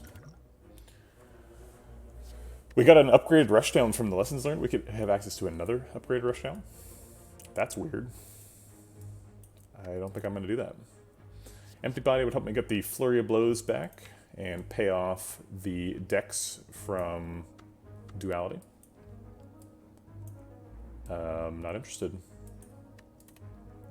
Mostly looking for Talk to the Hand block. I think we're just skipping here. Alright. We can rest. We've got a fancy new Regal Pillow. I just realized this fight has artifact charges, and we did not prepare for that adequately. So we're depending on Talk to the Hand block, but it's not going to be available because we don't have any way of removing artifact charges other than Talk to the Hand itself, which is not good enough. So we're going to have to just like face tank some of this damage. So maybe we do need to rest here. We'd heal for 22 plus 15, that's 37. Healing for 37. Overheals a little bit. We end up healing for 33, or 34. So I only miss out on 3 healing. I think we're going to need every bit of it. So let's get it. Okay. Turn 1 Tantrum. Seems like this is that kind of deck.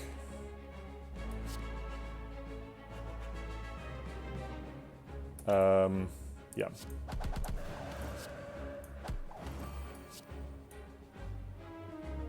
We don't probably need Eruption next turn.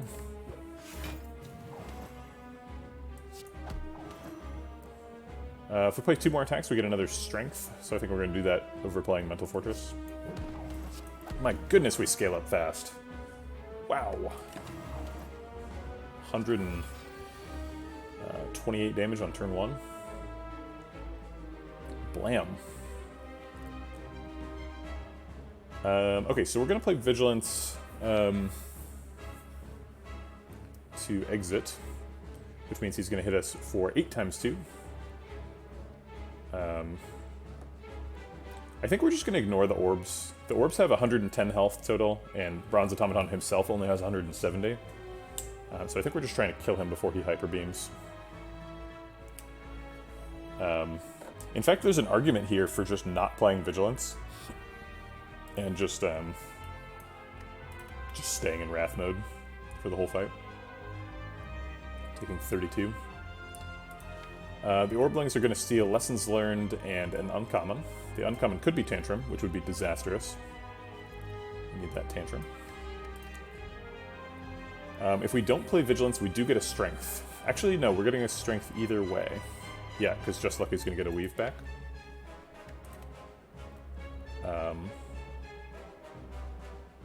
Let's see what Just Lucky sees. Oh my goodness. B-Mod, I failed you so hard. I have currently 13 exercise pending, so now we're up to 17. I just like have not been doing it. Good morning. I guess Strike does more damage than Talk to the Hand, thanks to Strike Dummy. So we'll play Strike.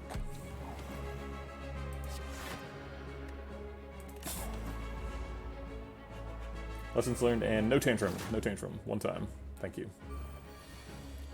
Need that Tantrum. Alright, so we play Double Flurry, we play Tantrum, get the Flurries again, play Wheel Kick. Might be lethal. I don't mind taking 16. We are on a breakneck pace here.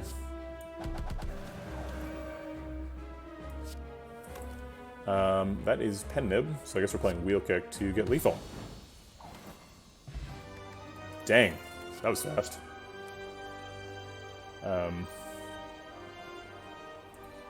Alright, I didn't know it was going to be like that. That was really fast. I even like rested before this fight. I definitely could have taken an upgrade. I only took 1 damage. Okay, I'm gonna do exercise because I have a bunch of them built up. Okay. Digital Charmander, if you're watching, your services are not required. Please let me decount it.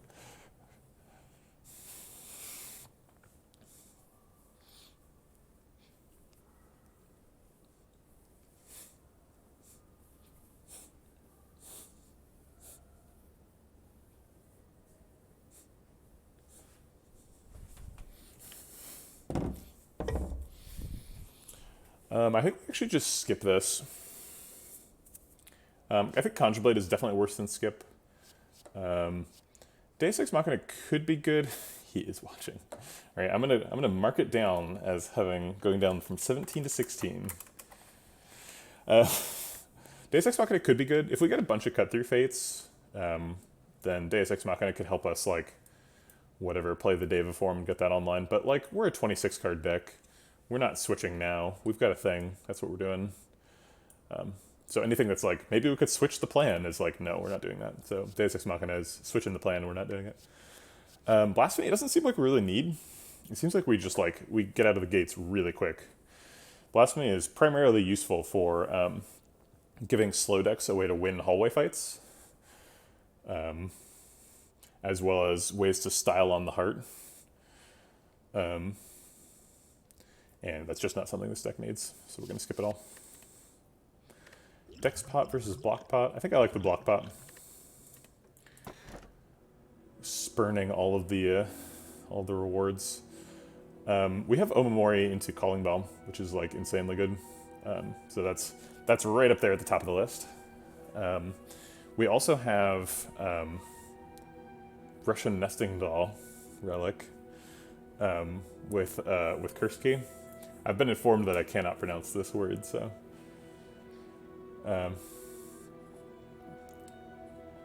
So Curse Key is quite a bit worse than normal, because we really want to open that next chest. Actually, we're going into Act 3, so I guess it doesn't matter, because we have to open the next chest anyway, because we need the Sapphire Key. So maybe that doesn't matter. But it makes your Act 3 pathing really awkward, and sometimes the curse you get, you have to take all the way to the heart. Or not the heart, but Act 4. So that's not great.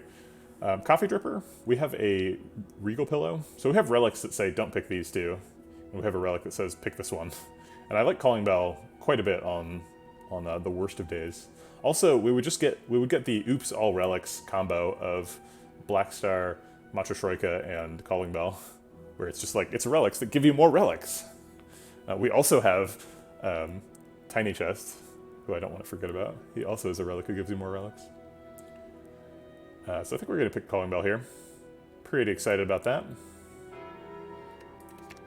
Ooh, look at that. Wow. Bronze Scales, Mummified Hand, and Lizard Tail. We're coming for you, Heart. Good stuff. Alright. Time Lord. We are terrible against Time Lord. So bad. Just not even good. Mostly bad. We have to go to this guy, which means we have to go on this right branch. The left branch doesn't quite get there in time. Do we want this shop, or do we want to dodge the shop?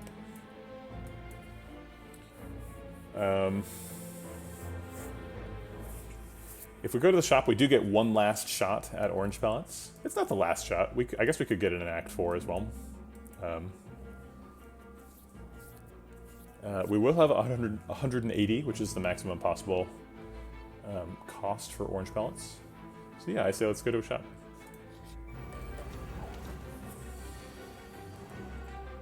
All right. So the zero cost attacks are always happening. I don't have Pen Neva yet, or soon. And then I guess Bowling Bash double defend.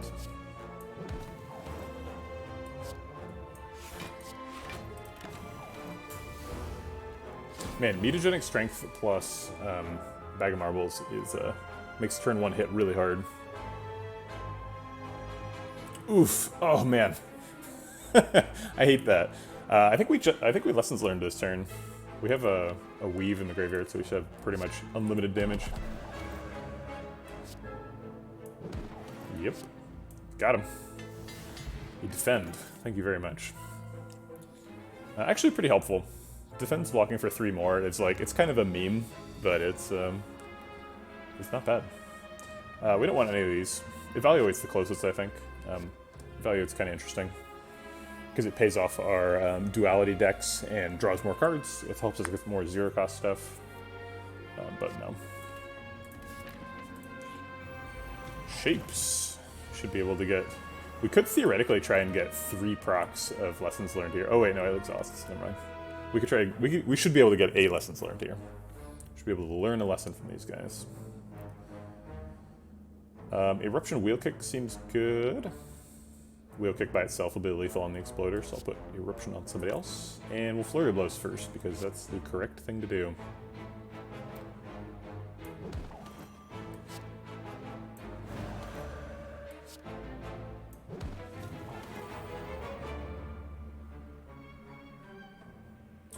We can't do much without killing him, but I can scry for one to help me find lessons learned. Oh no! He was vulnerable! Darn it.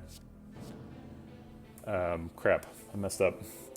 Fourth Just Lucky. I don't know if we have quite enough draw to support that many Just Luckies, but it has been working pretty well so far.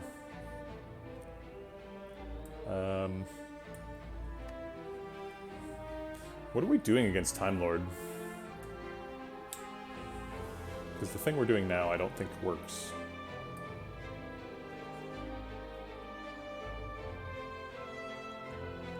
I guess it kind of does. We like scale up and Ragnarok him to death. Alright, I will take a fourth Just Lucky. I'm greedy. And no strength pot. Alright, did we get it? No. Meal tickets, so we could go to even more shops later. Card remove's pretty good. Get rid of one of these strikes. Or get rid of a defend, that's an option. Defends are actually pretty nice though. We get to build up a bunch of decks with duality and then pay it off with a defend. Not terrible. Flying Sleeves helps us build up our strength and retains, I guess. Yeah, let's go ahead and just card remove. If we get a surprise shop and that shop has orange pellets in it, we're going to be extremely sad.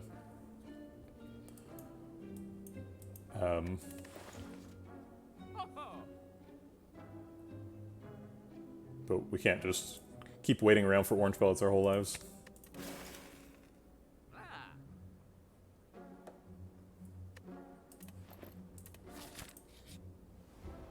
Falling, huh?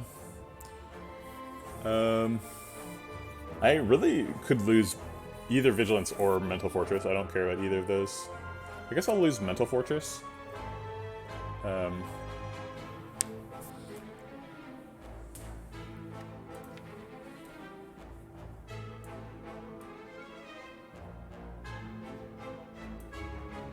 Vigilance is very expensive, but it's a pretty card-efficient way to block. Actually, I guess both of these are card-efficient ways to block. Maybe I lose the Flurry. Maybe I don't need two. No, Flurry's good.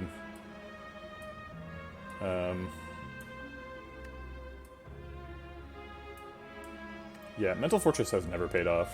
I don't think it's good enough. Get rid of it. Duplicate a card. Has anyone heard of this card called Talk to the Hand Plus? I've heard of it a couple times. I think it's pretty good. Alright, we have a Black Star, so we should probably hunt this Elite, plus we're at full health. Alright, it's a giant head. I think we are unusually good at this fight. We look extremely good at giant head. Let's go find Tantrum. Does Rushdown Plus cost 0? I didn't realize that. I thought it drew 3 cards, but it cost 0 apparently. I don't think we can proc Lessons Learned this turn, even though it does cost 0. Do we try and build up to proc Lessons Learned later, or do we just play it this turn?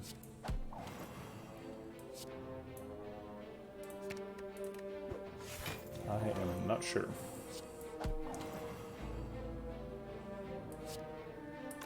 I think we just play it now. Plus it gets us a strength.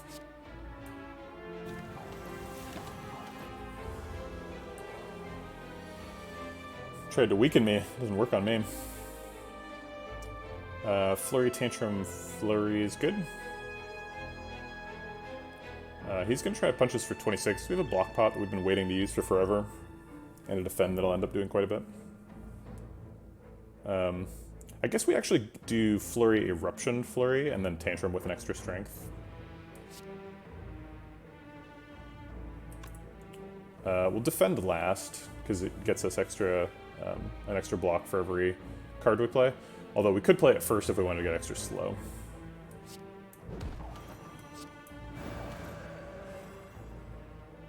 Oh, card draw. New plan. Let's play Talk to the Hand.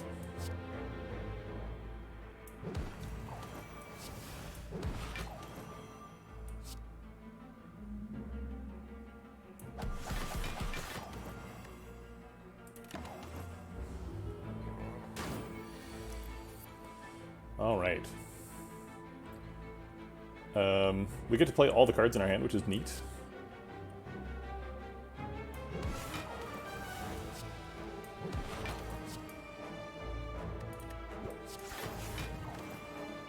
Oops, crap. I should have been able to play an extra weave there. Actually, I think I don't play Vigilance. It does draw me back the Flurry of Blows, but they do half damage, and I could just kill him next turn.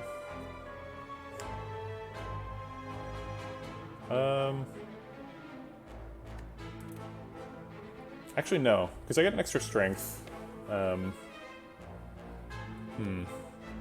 So currently, the Tantrum is going to do... we get an extra strength and then we play Tantrum. So we have 5 strength now, we get 6. So then it would be 9 times 4 times 2, so it would be 18 times 4. 18 times 4 is 80 minus 8, 72. And then this is doing 11. 11 plus 6. This does not draw us back the weave because we've only got 5 cards, so we're drawing all of them.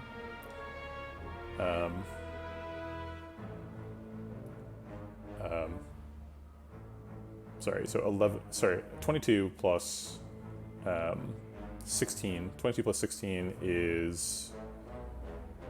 It's gonna be lethal. Okay, all right, we'll just get lethal next turn.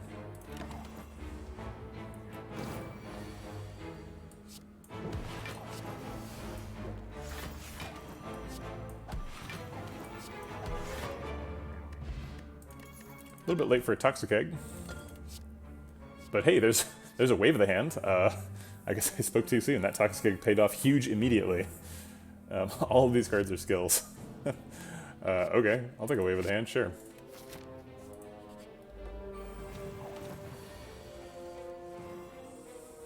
Alright, we got a Spire Growth. He's not attacking us turn 1, which means we're going to jump all over him. I don't think we can kill him right now, but I could be surprised.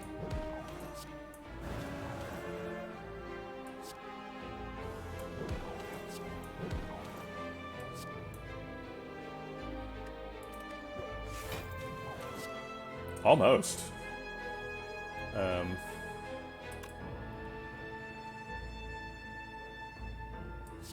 Alright, well, if we're not getting it, I might as well get the damage. Oh, crap. I'm going to restart the fight. We had lethal. I just didn't count the energy correctly. We just got Lantern, so that's the first time it's procced.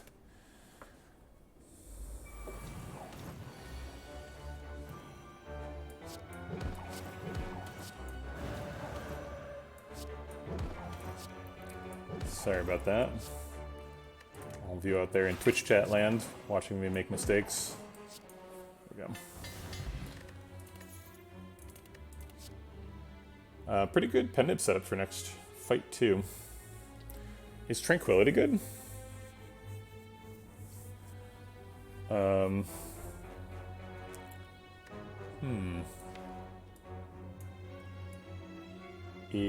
So we got rid of our Mental Fortress, which I think is the primary reason Tranquility would have been good.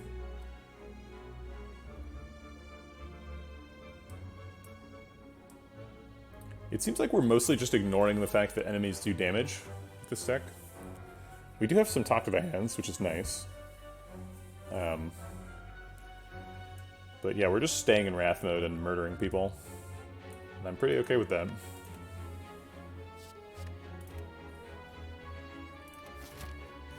Let's get another Elite. Go to Black Star. This is actually a really good outcome, because it means that we can't get Reptomancer for the Mega Elite. Which is, you know, relevant to my interests. Okay, so we want to kill the daggers first. We're getting a Pendant proc in a second. This is currently doing 28, actually 40. So we'll just kill a dagger with that.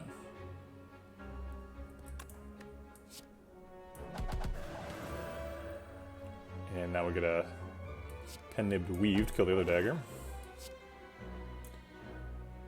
And just lucky next turn? I think that's possible. I'll keep both of those.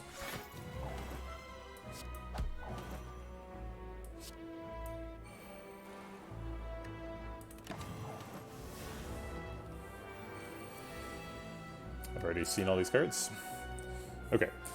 That looks like a lessons learned possibility. We have lots of strength into Tantrum into lessons learned. Okay, so this is currently doing, well, let's not worry about how much it's currently doing. So the pattern here is weave, just lucky, weave, just lucky, weave.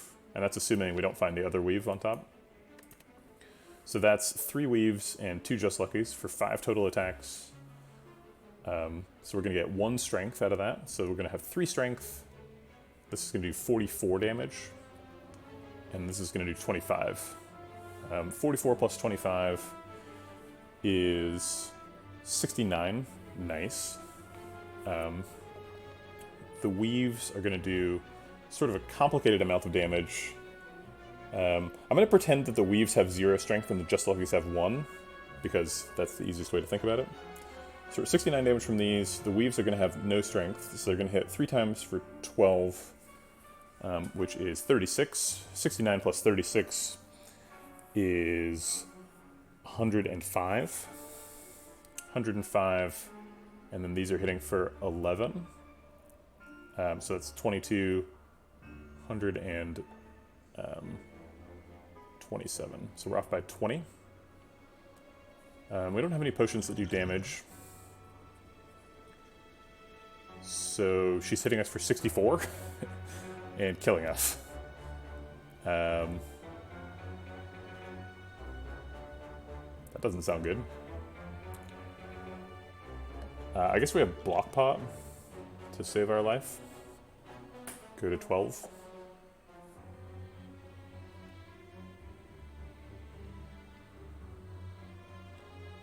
And we put like a weave and a just lucky into each of the daggers. Let me count this out just one more time. Sorry for all the counting.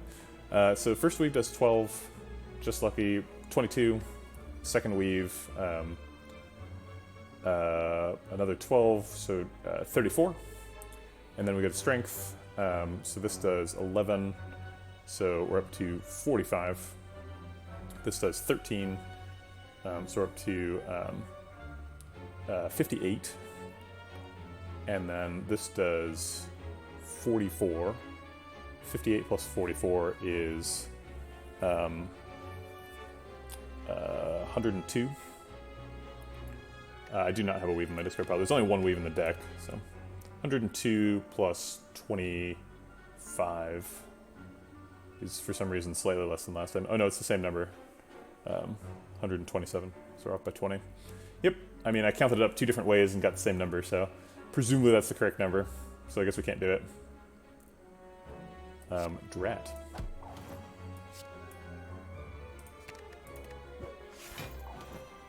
There was an out there where we find, oh no, there's no other weave. Yeah, there's only 1 weave in the deck. We can't find anything.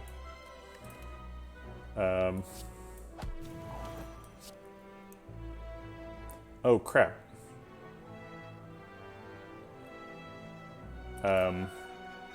The extra strength doesn't give 1 extra damage, it gives 2 extra damage. So I ended up missing 2 from this, 4 from this, and 1 from this. So that's 2 plus 8. So I missed 10 damage. So we were only off by 10 instead of 12, instead of 20, but still not there. Okay. We don't need wave of the hand, I don't think.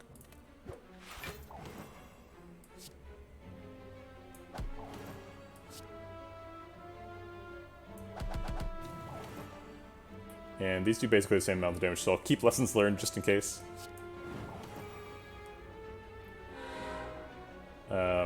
We don't need the block pot since we're not dying, but we might as well use it because it's getting full value.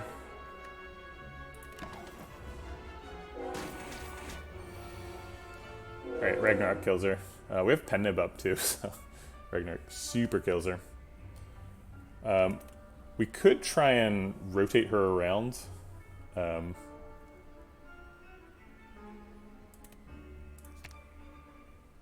I don't think that's a good idea, because she's currently killing us. I guess we want to play small attacks to get Pendant back up in a future fight sooner. Okay. Bottled Lightning, huh? There's an Inner Peace. Inner Peace seems like a really good card. I almost got rid of my Vigilance a second ago, which would have made Inner Peace much worse. Having a lot of trouble blocking.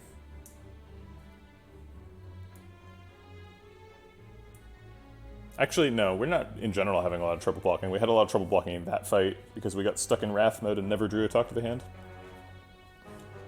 And couldn't murder our way out of it. What skill would we want to start in our hand? Wave of the Hand seems like a good one.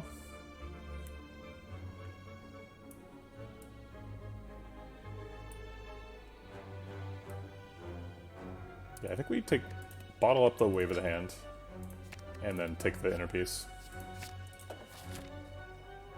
Alright, this has 2 things in it. Ooh, Bottled Tornado too, huh? So that's probably for Foresight?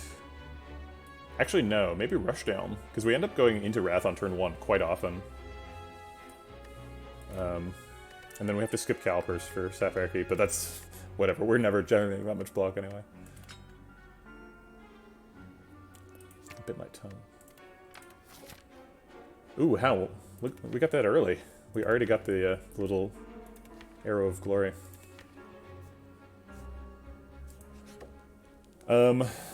Do we recall? Do we upgrade? Or do we rest? I think they're all reasonable choices here. We could upgrade the last Talk to the Hand. We could rest to make sure that we kill the Mega Elite. Or we could recall because we're pretty close to our meat on the bone, happy value. And if we recall now, we might be able to rest here. Recall's a little bit aggressive, obviously. It's the only one that doesn't give me any value for right now. I think I like resting right before the boss fight. We've got Lizard Tail, so we're unlikely to like actually lose the run die.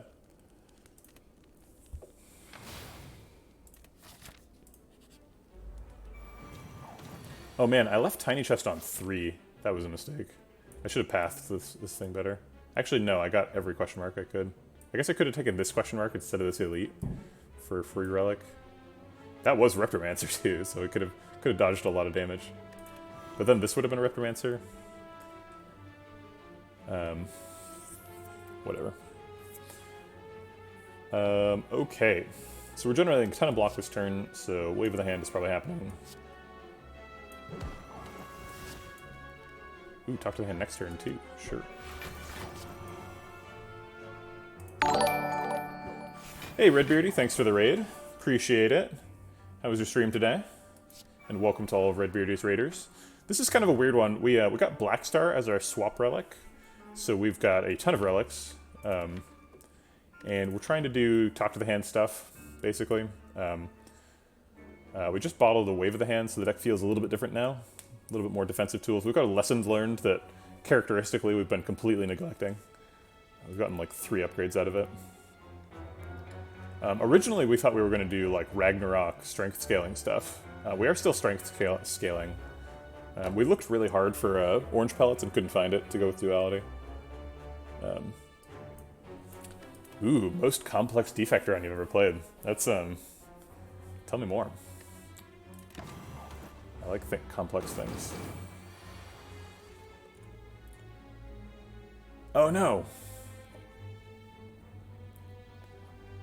We have no weaves, right? Yeah, no weave here.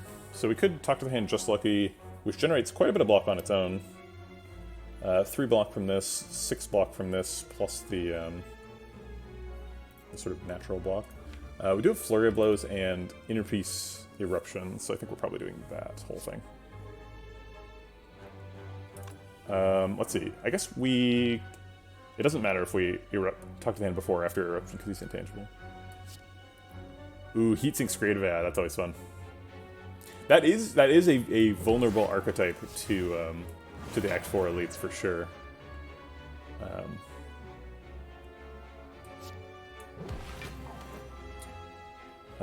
Can we block for enough that we get to Tantrum here? Tantrum itself blocks for 6 times 4, so I guess we can. Alright, so screw Inner Peace.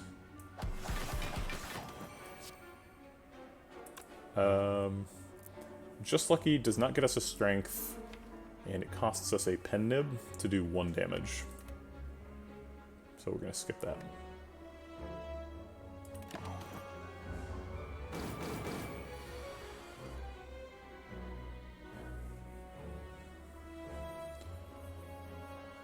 Wow, 72 damage Wheel Kick.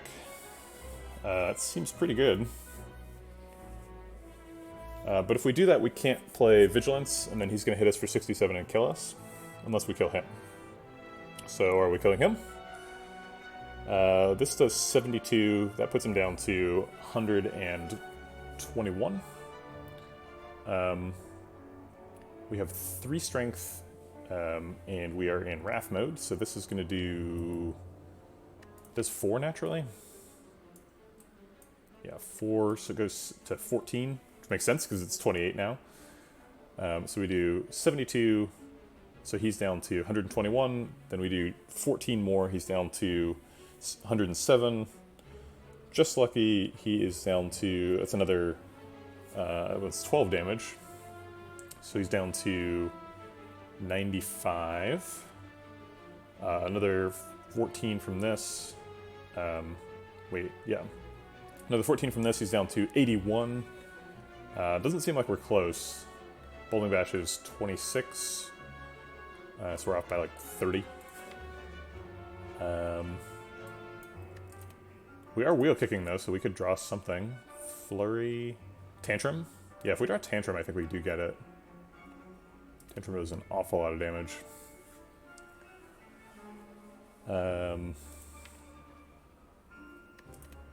Other things we could do is just like get a bunch of decks and then Vigilance to try and survive. He's going to hit us for... It's 45, right? Why is it 67? Oh, he's weak. Okay, so it's 45 naturally. It goes down to... Okay, so 45 with weak is minus 12, so it goes down to 33. Which we survive, even if we don't block at all. Okay, well, if we're not killing him, and we're not killing him, like, most of the time, then we should just Vigilance. We do also get some extra attacks from that, from the Flurry. I guess 1 extra attack. And we probably do block out because of the attacks and the block from Vigilance. Hey, an extra Flurry. Nice.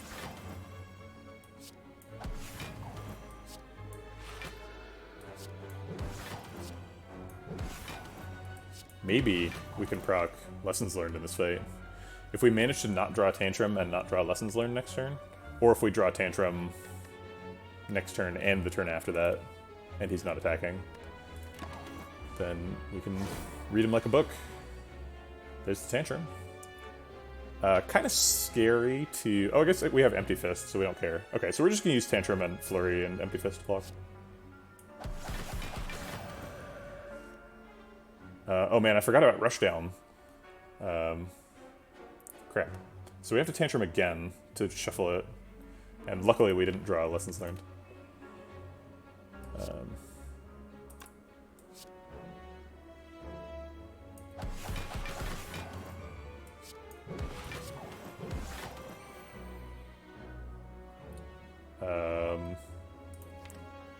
Lessons learned is not currently lethal, so I don't think we're going to try and land Pendib on it next turn, right? So it does 16, yeah, 32 with the Pendib. Or wait, no, because we're in Wrath, so 16, 32, 64 damage. Neat, powers of 2, look at that. Sometimes in the real world. Wow. We're not going to play Empty Fist, though. We're just going to play, well, I guess... Let's see. If we play Tantrum with Pendib next turn, do we, like, accidentally kill him? So we have 6 strength. So this is naturally doing 9 times 4. So 9 turns into 18, 36 times 4. That does seem like it would be lethal.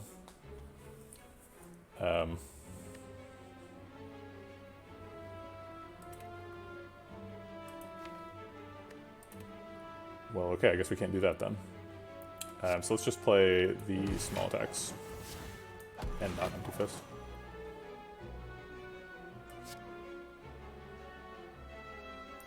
Oh, spending a nib on a different attack next turn is an idea I did not consider. That's true.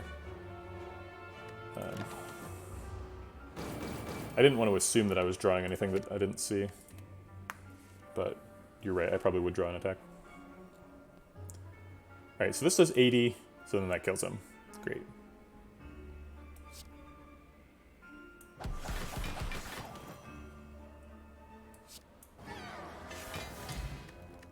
Alright, Pantograph is huge. I love Pantograph. Thank you, game. Pantograph right before the Act 3 bosses, too. I guess not right before, but somewhat before. Indignation gives us a source of vulnerable.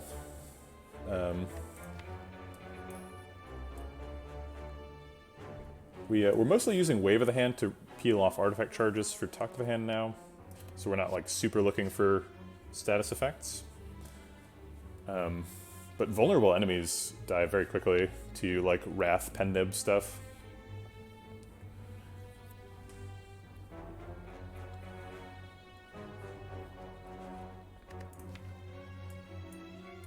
But it isn't an attack, and it doesn't block, and those are the main things we're trying to do. And we're always in Wrath mode anyway, so it's not useful for that. I think it's just kind of a junk card, we don't need it. Flying Sleeves does attack twice. Gives us a lot of Talk to the Hand value. But I think no, we've got plenty of attacks per turn.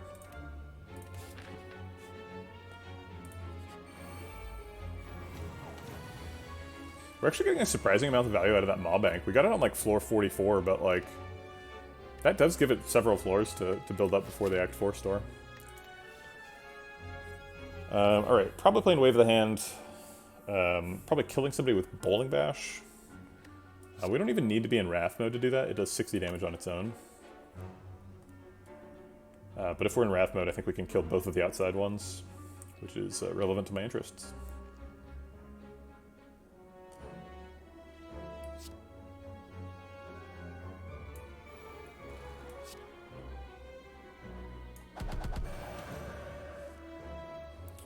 Okay. Flurry of Blows finishes him off.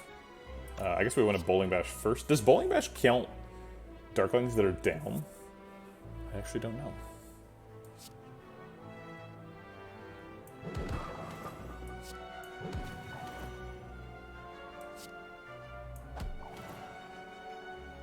Okay, fine. I'll play Wave of the Hand.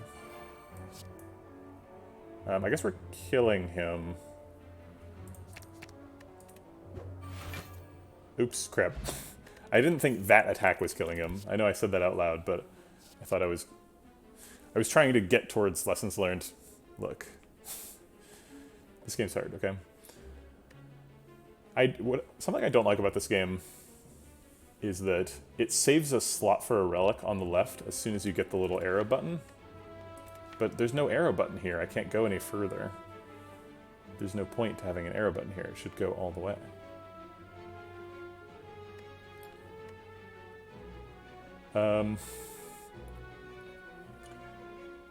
We could get our 5th Just Lucky.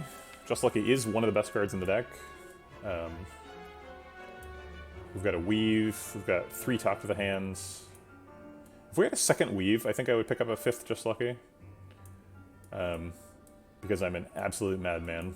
That's why. It can't be right to pick a 5th Just Lucky. That's just, it's so many. That's a lot of Just Luckies. Empty Body and Tranquility both help us exit Wrath, which eventually we're going to have to do, right? We can't just keep killing people. The Heart, you can't do that too. We have an Inner Peace and a Vigilance for our exits now, and an Empty Fist.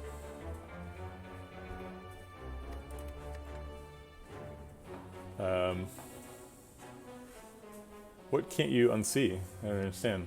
Maybe I shouldn't be asking that question. It seems like any answer is going to be a bad thing, right? Maybe it's something that I currently don't see. Didn't realize I made you not be able to unsee it. How many negatives can we fit into a sentence? I think we're skipping here. We've got 28 cards, we're fine.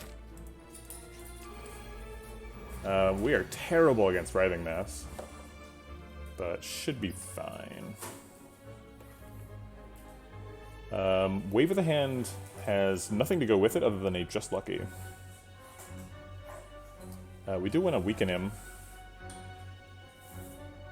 and I guess the only way we're doing that is Just Lucky. I will throw in the Weave first for damage.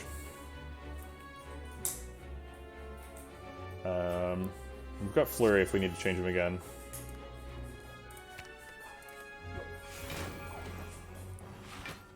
Okay, sitting for 28. It's a lot of damage. We've got 2 more attacks. We could change him one more time. We got a strength out of it too.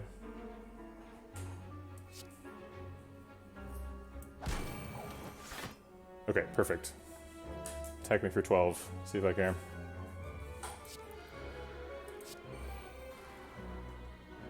I guess we still have 2 more attacks. No, this is a good outcome. I'm not gonna mess with that.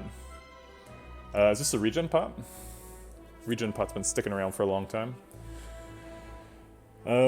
He's got a ways to go to get us down to 37, which is our meat on the bone proc threshold. But he is doing 7 of that, 9 damage now. Not a Star Trek reference. I think I trust Writhing Mass. He'll get there.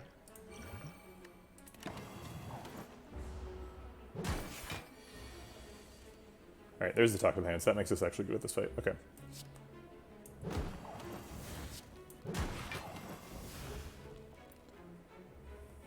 Do we change his mind or just block for 16? If we block for 16, we end up blocking for 19 total. That's blocking out.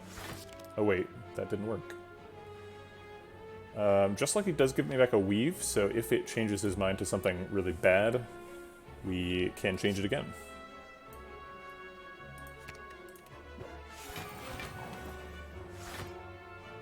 He's only hitting us for 9 now. Okay. I'll take your debuff. Aha, I can't be weakened. You fool. We may have lethal here. Eruption Ragnarok is quite a bit of damage. Eruption gets me back a Flurry of Blows. Just 1 though. If it got it back 2, I could get extra strength for the Ragnarok. Oh wait, I can get an extra strength because I get an extra energy. So we do Eruption, Talk to the Hand, Flurry, Ragnarok. This does 12. The Talk to the Hand will do 20, so that's 32. The Flurry of Blows does 4 plus 3 is 7, times 2 is 14. We're up to 22. 22 plus 14 is 36. And then plus the Ragnarok gets an extra strength, goes up to 9, and then gets doubled to 18. 18 times 5 is a heck of a lot. It's 100 minus 10, which is 90, as far as I'm concerned.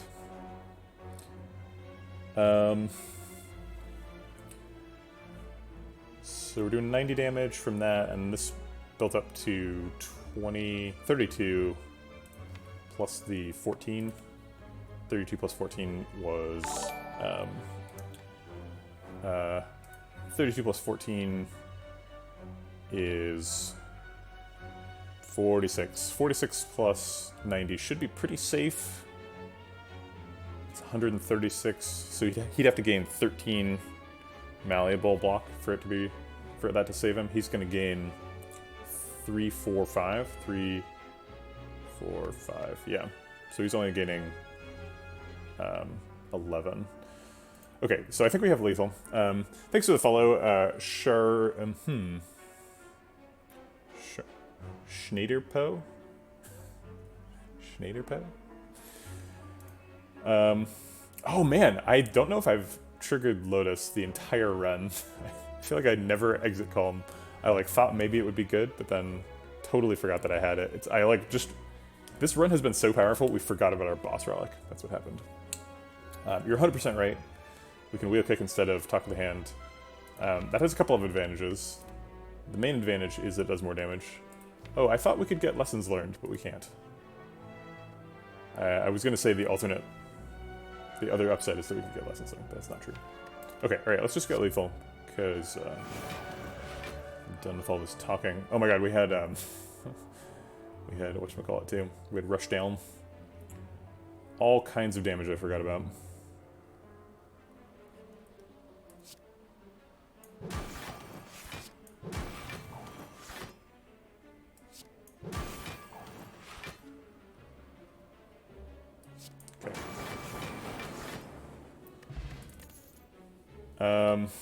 I thought I was being really careful about that too. We lost a Mental Fortress to the Falling event earlier, so we could get it back. I don't know if I want it back.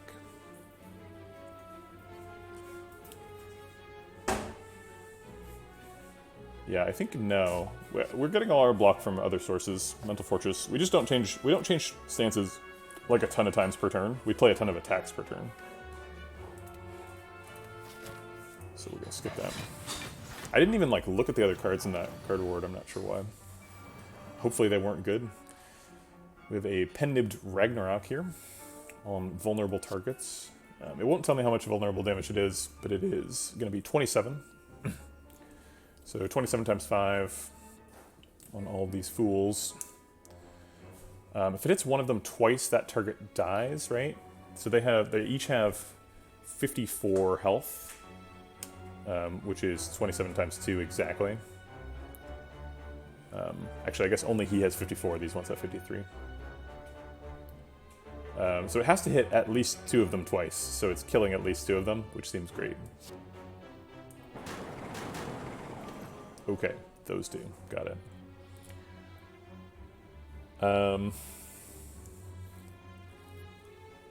We could try and get lethal with, like, Rush Down the Eruption, and then Just Lucky Weave Shenanigans.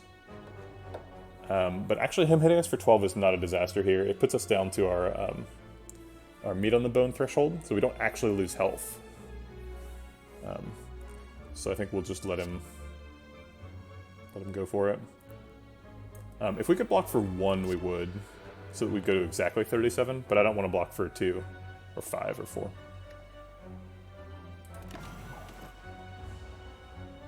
I guess we could have just blocked out. That probably would have been fine too. Well, this turn we do want to block. Those aren't lessons learned, so I don't want them.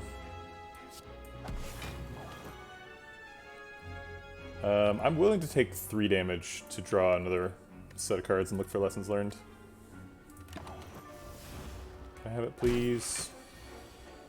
There it is. Alright, 3 damage to get a defend, which will save me 3 damage in the future. Defend plus. Windmill Strike is bad, Prey is bad, Bowling Bash is okay, but we've already got one and we don't need more. It does strength scale, so it could be useful for like the Act 4 elites maybe. Or Awakened one if that ends up happening. But I think no. Okay, we have a Pantograph, so we don't really need to heal here. It would only heal us for 5. We have a Pantograph, right? Where's the Pantograph? There it is. All the way at the end. So we're going to go ahead and take a upgrade here.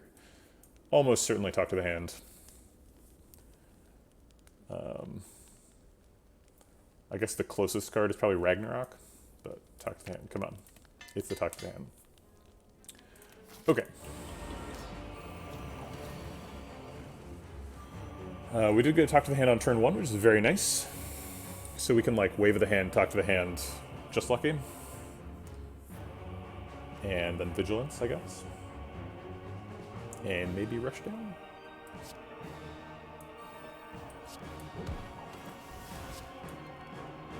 I'm going to talk to the hand next turn, very nice.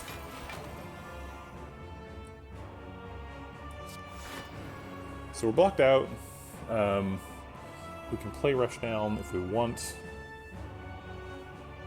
We do have mummified hand, so if rush down hits wheel kick, we could get a strength out of it. It is pretty important that we scale up our strength. I'm going to check time meter really quick. I can't remember which bosses purge the talk to the hand infect and which don't. I'm pretty sure time meter only heals and doesn't purge debuffs, but I'm going to check.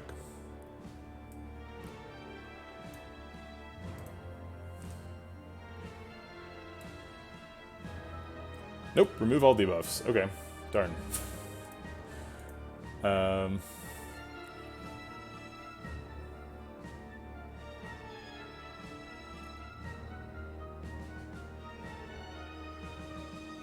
If we play Rush Down, there's a 50% chance it hits Eruption, though.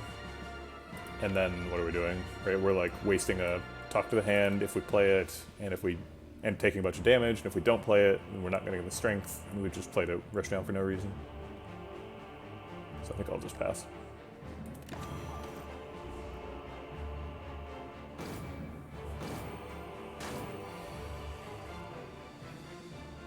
Alright, so Talk to the Hand, Flurry of Blows, Bowling Bash gets us a strength, blocks for a bunch, and then we'll see if we need to defend.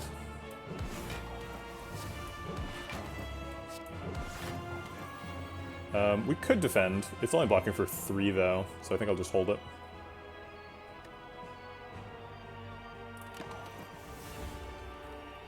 I have no problem taking 3. Alright, that's the last Talk to the Hand. We could save it. But we get a strength this turn if we don't. Oh wait, no, we can get a strength without it, because we have Empty Fist, and that gets this Flurry. So we can Empty Fist, Weave, defend. Or Empty Fist, Weave, Flurry. And then like defend Foresight, proc the clock. It seems pretty reasonable.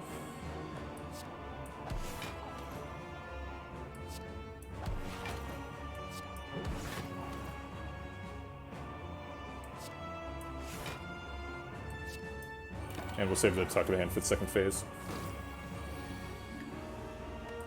He is multi-attacking. We've got a Weave in the discard, so just lucky he's going to block for a bunch. I'll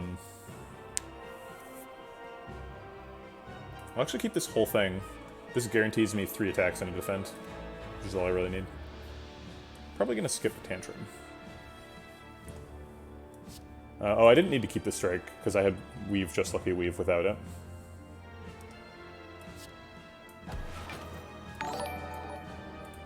Thanks for the follow, Slips. Appreciate the support. Just Lucky is going to continue to be good next turn, so is Defend Plus. This one does more damage. Do we want to do more damage or less damage? I'm not actually sure. It seems like we want to sort of economize on his health. We're using his health to gain strength. So the more strength we can gain in phase 1, the better we are in phase 2. Both of them block out. Let's see, we're trying to get him to 240. Yeah, we might as well do 5 more damage. Sure. Okay, and now we're done.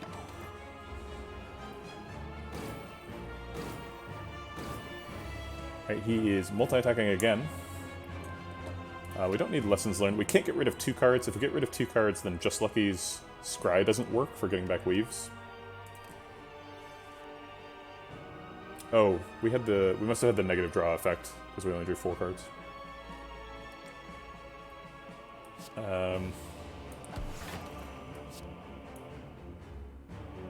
Ragnarok's up next turn. We can set up Ragnarok with Pen Nib next turn, if we want to split him. Do we want to split him? Hmm.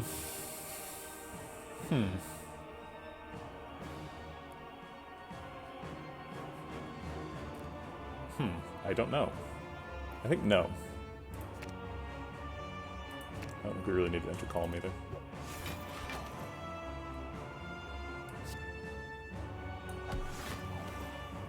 Okay, we've got our strength. We've blocked out. I think we're done.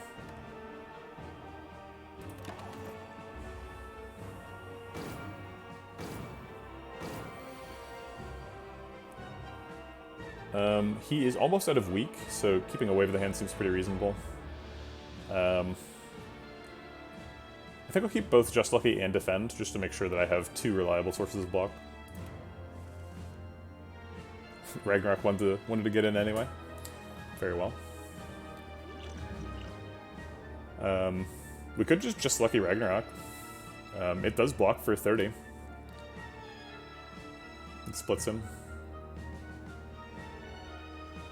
I guess the value of playing Wave of the Hand here is maybe not very high, because he's got he's going to purge debuffs anyway, including weak. Okay. I'm going to get rid of cards that aren't Talk to the Hand. We need to re-establish Talk to the Hand in the second phase.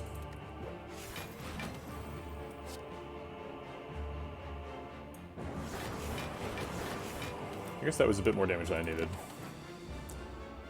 But it didn't cost me anything to get, so... These aren't Talk to the Hand. Oh wait, we don't want to draw Talk to the Hand right now. We want to draw Talk to the Hand next turn.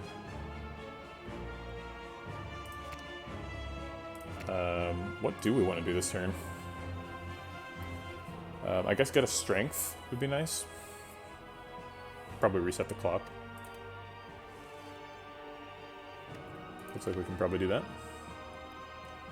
No weaves. So if we play all 4 cards, we reset the clock, go into Calm, do some damage, and get a Strength. The damage doesn't do anything, but... Oh wait, yeah, we do not have Rush Down, so we won't draw cards here. Just Lucky should be played in Ascending Scry order. So that the second one isn't just looking at cards that the first one's already seen. I think Just Lucky's fine next turn, though. Aha, there's the Talk to the Hand, great. We could stay in Wrath mode, but I don't think that's a good idea. I'd rather proc the clock.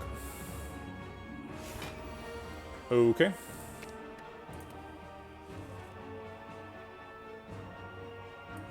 Get the second phase Talk to the Hand down. We can get a Strength, too. I think I like getting a Strength. Ah, there's the Weave.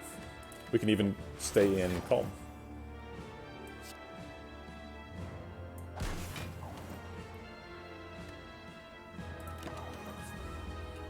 Okay.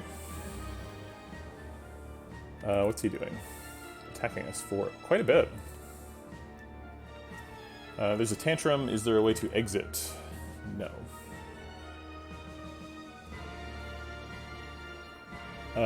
If we find Double Flurry Wheel Kick, we can Double Flurry Wheel Kick into Tantrum, which is neat.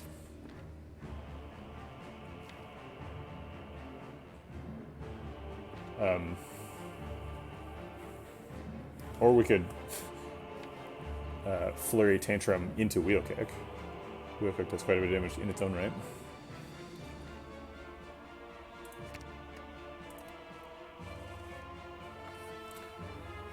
It seems like we need to either kill him or block for a lot this turn, and I'm not sure how we're blocking for a lot.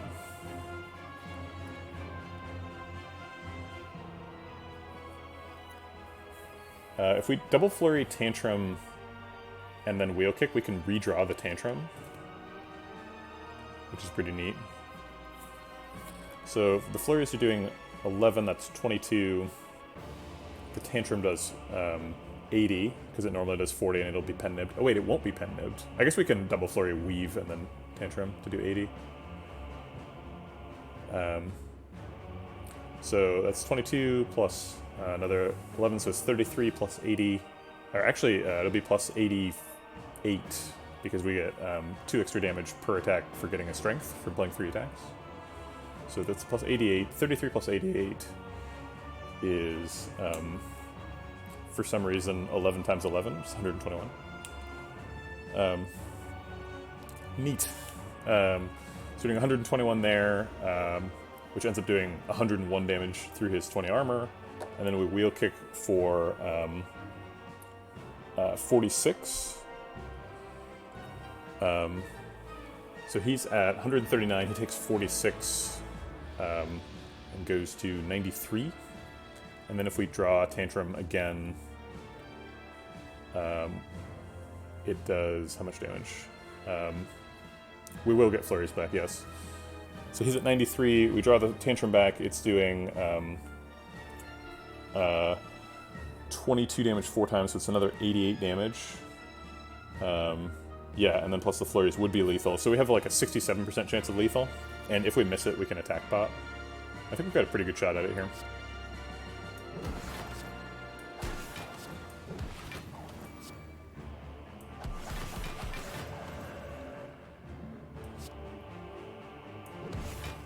Ooh, we didn't get it. Oh man. That sucks. That's no fun. Okay, so let's see what's in the attack bot. Reach Heaven costs 0 and does... Oh wait, this actually does more damage than Reach Heaven because we have 8 strength. So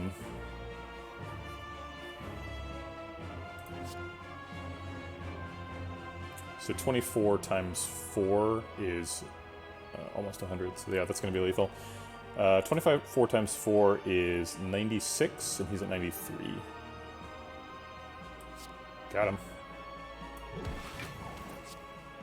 Oh, it's a little bit more than that because we got strength. Oh well. Okay, neat. I'll take my Pantograph proc, please. Alright, we should be in really good shape for this one. As long as we can get through the first phase relatively healthy. We don't really play any powers, so he's not like scaling up super quick or anything. We just have to survive the first phase. Talk to the Hand always goes on him, and then I think we were looking for some block, so we can get those weak triggers going. And then I guess these do the same thing, except one enters column. Yeah, we do have the 2 powers that we have in hand. One of them is bottled, so like, derp-a-derp, you know, but whatever.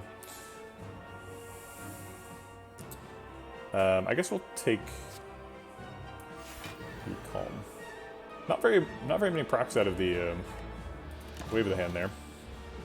Might need to re-up that before the first phase is over.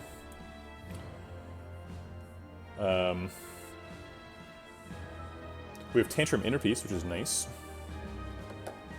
I think we're willing to commit 2 Talk to the Hands to the first phase. We might even just put all 3 Talk to the Hands in the first phase, and then just like farm him for strength, and then split him and kill him immediately.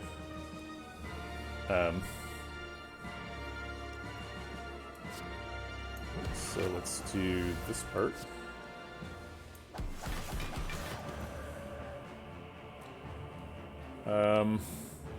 Okay, shoot, what was he attacking for? It's probably 6 times 4. 6 times 4 is 24. These guys are attacking for 4 because they're weak. So 24 plus 8 is 32 normally. So we don't have to put the Just Lucky on the Awakened one. Put it on anybody. There's our Tantrum back. Let's put the Flurry of Blows in the discard so that we can play it now. Or I guess play it twice. Oh wait, Weave is different than Flurry of Blows. I guess we could just not play either of them, too, if we want to try and save Pen Nib. Because we're not getting a Strength proc, unless there's 2 Flurry of Blows, which there is not.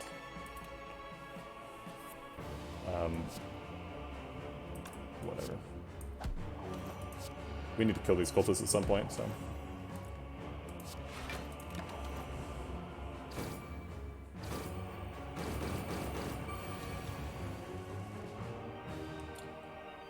Alright, another Wrath enter and exit turn with the Empty Fist. That's what I like to see.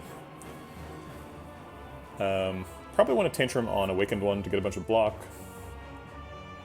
And kill Cultist. So let's do that.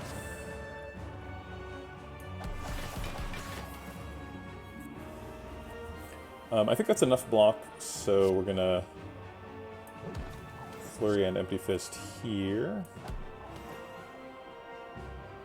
I guess we can Ragnarok for fun. Oh wait, Ragnarok plus Flurry gets us an extra strength, which is the whole point of this phase of the fight. Okay. Neat. Lessons Learned does not proc in the first phase, I think. It's weird that Lessons Learned doesn't proc, but You Are Nothing does if you kill Awakened One in the first phase.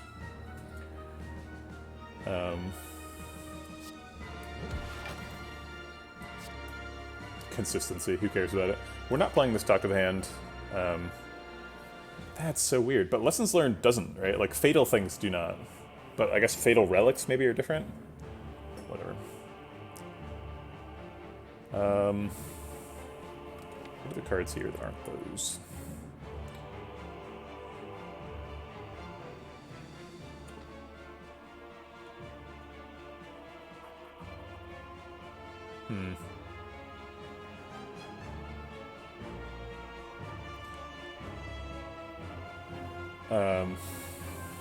But the I guess the You Are Nothing also says kill, huh?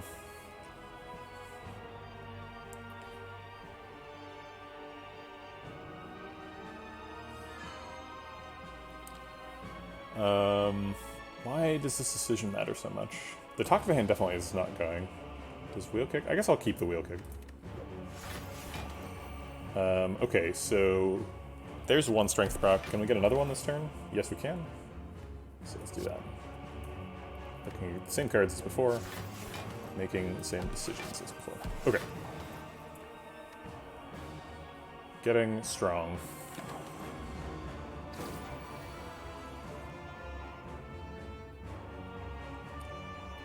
Wheel Kick shuffles with Awakened One in hand. Or with, I did the thing again where I was reading and speaking.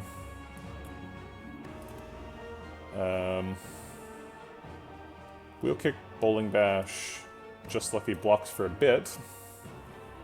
Blocks for 18, plus the, I guess this will be 4. So it's blocking for 22, sitting for 32. We have a Defend as well. I guess we can't play the Defend. Right, let's see what this draws. Maybe we get some more options.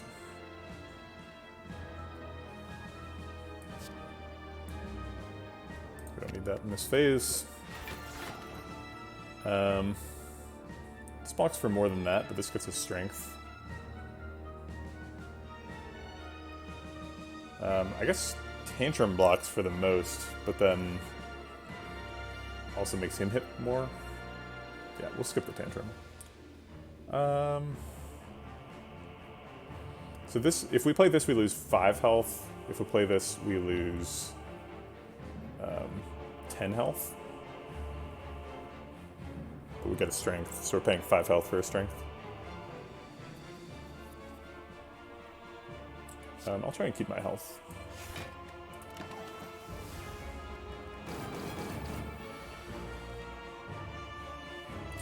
Okay, Flurry, Inner Peace, Flurry, Empty Fist is a strength proc.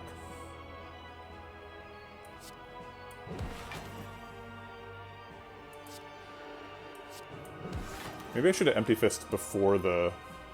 Yeah, I should have Empty Fisted before I played the Enter Calm thing, because I don't need the energy right now. I can't get another proc, so I could have just stayed in it.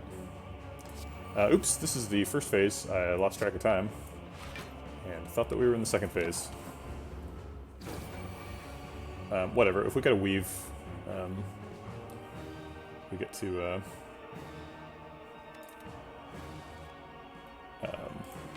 we get to get it back every turn. Extra attacks. Wave of the Hand is great.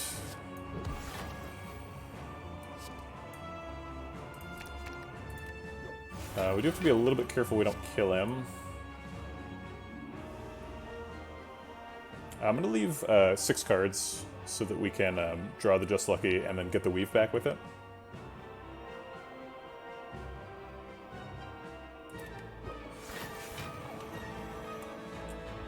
I guess we'll under calm too. Can't get another strength, so I won't use those. Okay, yep, leaving all these. Oh, Weave is the last card. Charming. Fine. We have to block. We can't really do. He's hitting for 7 times 4 is 28, right? Yeah, 28. Jeez. This blocks for 30, so that blocks out. I guess Ragnarok, Just Lucky Weave gets me a strength too. Does that kill him? Does 65, 76... No, he's probably okay.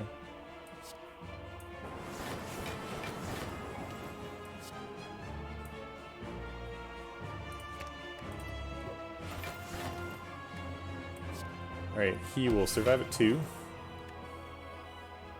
I guess we could have just killed him and played Rushdown. Well, no, we don't have enough energy for that. Oh, crap! Ah! Damn it! Damn you, bronze skills. Okay, I guess the first phase is over. We want to mulligan all these cards so we can find a Weave. Put it in the discard. Oh, crap, we found Talk to the Hand. This is a nightmare. I think we'll still probably be fine. But, not the best situation. I would love to draw this hand next turn. But we don't get to do that. Okay, there's the Weave. Hopefully we can redraw the Flurry of Blows too. I guess we're just doing this for duality procs. I don't think we're lessons learning him next turn. We're currently in Calm. This draws a bunch of cards, though. Do I want to draw a bunch of cards? Yes. So I'll leave that.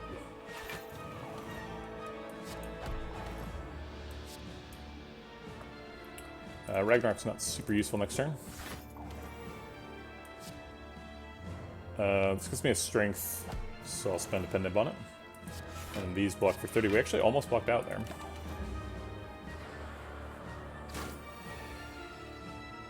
Okay, he's attacking for a bunch. We don't really need Bowling Bash right now. Mainly just trying to draw back to, whatchamacallit? Talk to the Hand. So we can get our flurries back and then shuffle. Oh wait, no, that's not how that works. I guess it is, because we can Empty Fist and then Vigilance and then Inner Peace. That does put Empty Fist and Vigilance in the draw pile. But I guess trading Flurry of Blows for those cards is probably a good idea. And it's mono-neutral thanks to Violet Lotus. And does damage.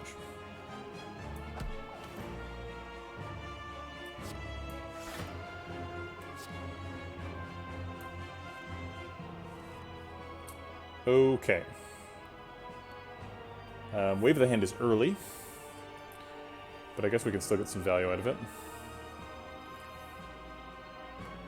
Do we have any cards, like, do we have Ornamental Fan? I don't think we do, no. So we're not generating any block when we're playing Double Flurry Weave, so we'll just play those now.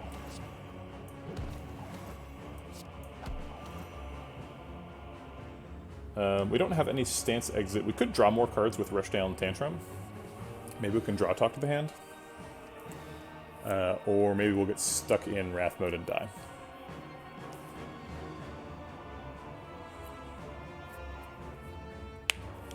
We do get the flurries back. So we get a bunch of damage. Do we actually die if we rush down Tantrum and don't find a Stance Exit or Talk to the Hand?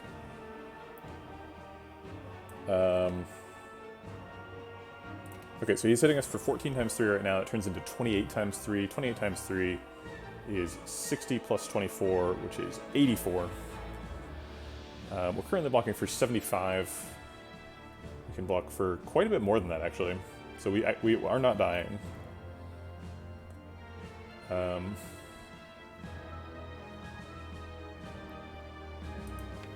Plus we're gonna Wave of the Hand and weaken him. Okay, so I think it's worth trying. We might eat quite a bit of health here, but we do have Regal Pillow too, so resting in Act 2 is fine. Or in Act 4, Act 2.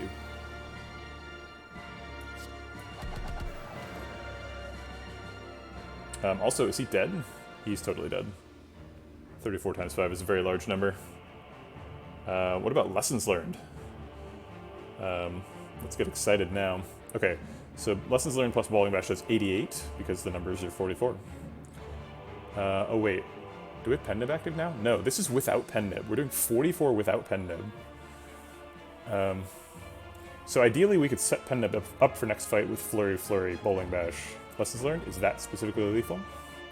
32 plus 32, it's too much actually. It's 64 plus 44 is 108. So yeah, we can do exactly that. Cool. Oh wait, we might get an extra strength along the way. Yeah, that did make it too much, but we can still do this one.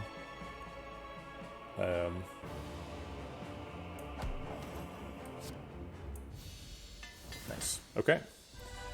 Got an extra defend upgraded. And we're going to Act 4.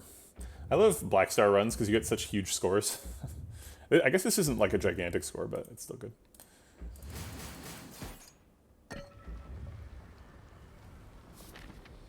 Okay. We don't even need to rest. We get an upgrade. We play Weave a lot. Should we upgrade that? What about Ragnarok? Wheel Kick, Vigilance, Foresight? One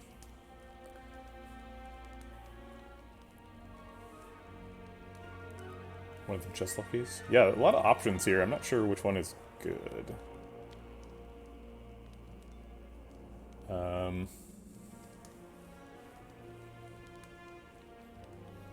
think I like Foresight best. There's going to be a lot of statuses in these fights, so Foresight helps me get past them. Do we get orange pellets? No. Last minute orange pellets. Ragnarok could be better, I don't know. I think it's more important to mitigate the ways we can lose versus double down on the way we win, especially since we're going to be damage capping the heart, even with a regular Ragnarok. Birdface Urn will heal us for 4 more health in the run, or 8 more health in the run, which is something. We even have Rushdown bottled, so we would be at full health against the Act 4 elites.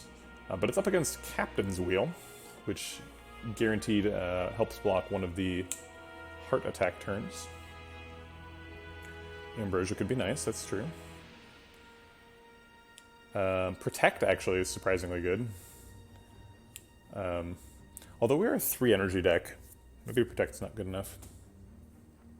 We've done a heck of a lot of card removing, so our card remove is extremely expensive. But we could afford Protect, card remove, Ambrosia Pot. Another shot at an Indignation Plus. Strength Pot's fine too. Ambrosia Pot with a active Pen Nib, a whatchamacallit, where's that thing that weakens people on turn 1? Is it off the page? No. Oh, it's Bag of Marbles. So Marbles plus Pen Nib plus Ambrosia Pot plus Ragnarok on turn 1. Does that, like, kill? Okay, let's do a thought experiment. Let's imagine we went back in time and we bought the Akabeko too. Does that kill the Spire elites? So it's double damage and triple damage, so it's 6 times damage. We don't get to start in Wrath mode because it's on 9, not 8. And then it does 1 extra damage because we have Vajra, and it would do 8 extra damage from the hypothetical Akabeko. So it's plus 9 total, so it ends up being 14. 14 times 6 is 60 plus 24 is 84. Alright, see you earlier, Sir Artemal. 84 times 5, I think that does kill the Spire elites on turn 1. Wow. That's insane. Um,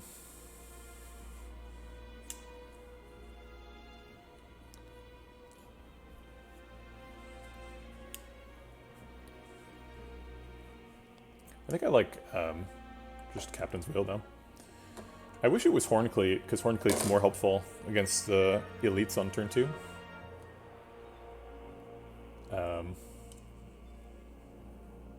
We should be okay against the elites. Actually, they have artifact charges. Maybe they're too scary. I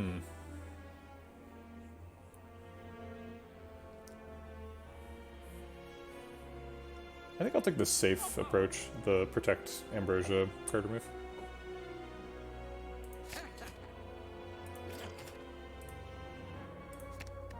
Last Strike. I guess we can upgrade our Blessing of the Forge to a Strength pot, too. I didn't realize we had enough gold for that.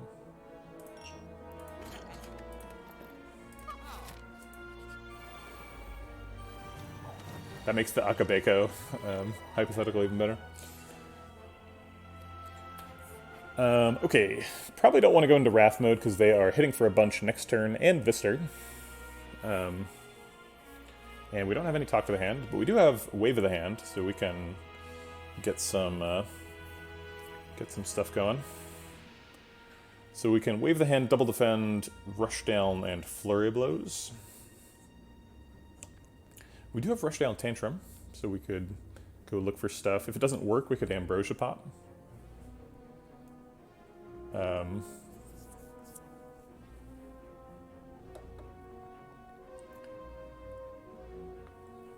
14 times 4, if we Strength Pot and Ambrosia Pot... Oh wait, we wouldn't want to Ambrosia Pot, because that's how we escape. So it would be 16 times 4 is 40 plus 24 is 64 damage. Not enough to, like, start to kill anybody. Maybe I should have killed Awakened One with 1 fewer attacks. That was an option. Like, I put that strike in there intentionally to get it on 9. But if I put it on 8, I could have Eruption and then Tantrumed. I think that might have actually been lethal here. We could Ambrosia Pot and then Tantrum, and I think that would probably kill somebody.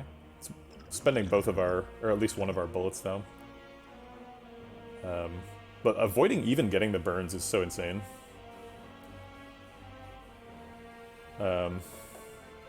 Okay, is it lethal? Ambrosia Pot, Tantrum by itself with no Strength Pot? 14 times 3 is 42. 42 times 4 is like 80-ish. Oh wait, that's not true. It's like 160 something. Okay, so okay, 42 times 4 is 168, right? So not quite lethal by itself, but then it does leave us in Wrath mode.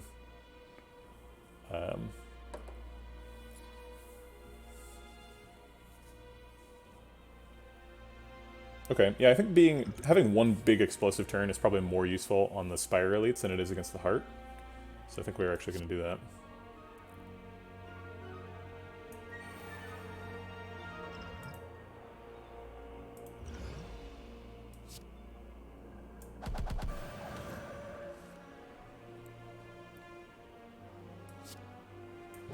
I'll take a free turnaround.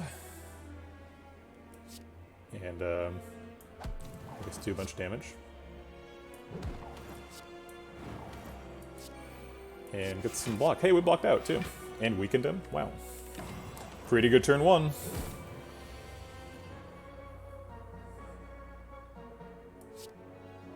Talk to the Hand is more important than Ragnarok. Actually, Ragnarok was probably lethal.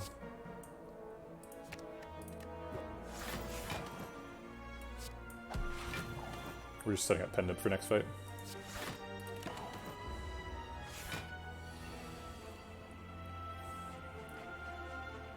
Okay, maybe not. It says 40, 40 plus 18 is 58. He is at 56, so that is lethal. I'll put Pendant back on 9. Toy Ornithopter and a potion. Hey, look, Entropic Brew with Toy Ornithopter. Hell yeah. Filling up that second bar. Option for a very late establishment. I don't think we're trying to pivot to that. No, I think these are all quite bad. All right, let's get them. Heart time. Totally wasted our pantograph. We healed for like 2 there. We do get a Talk to the Hand to start out with, which is very nice. I think we're going to take some beat damage here. We can heal the beat damage with Toy Ornithopter, although that does require us to wait on the Strength Potion. I think we're only missing like 4 damage though, so it's not a big deal.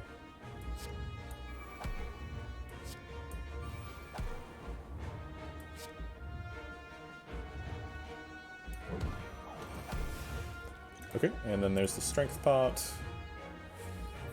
And Eruption draws cards.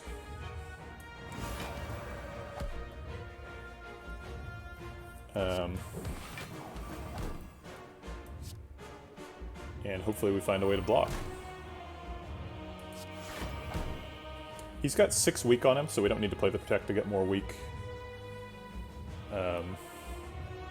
We're in good shape. Although we are in Wrath mode, so that's a little bit scary. And get these stupid curses out of here. Alright, second Talk to the Hand. I guess we're trying to block him with Talk to the Hand value. We can do a pretty decent job of that. I don't know if it's enough, but I think it's going to be Talk to the Hand, Weave, Tantrum, Defend.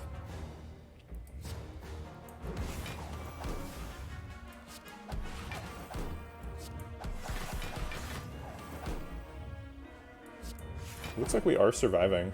So we're keeping our lizard tail intact here.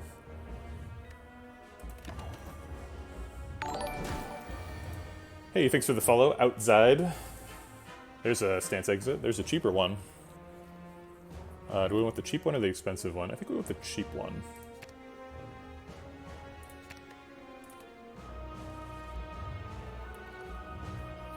Alright, Weave Just a Lucky Weave is doing a lot. We've got another Just Lucky too.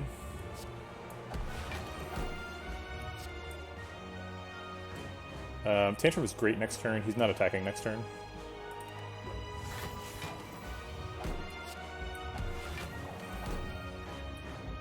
Actually, do we Ragnarok here? It looks like we've got enough block, so we can just Ragnarok. Cool. Yeah, see, we're already like way over damage capping him. We didn't need to upgrade Ragnarok. Let's drink the Entropic Brew. Oh wait, Okay, so I think we're not going to drink the Entropic Brew. I was thinking I would heal up the health, right? Because I'm at low health. And we've got Toy Ornithopter. And it's possible there's like a Strength Pot in there or something that I would want to know about. But I think the reason we're not going to do it is what we're hoping for is that next cycle he goes Big Attack first. And if he does that, then we just let him kill us with 7 health. And then we go up to half health with Lizard Tail. And then we heal from there.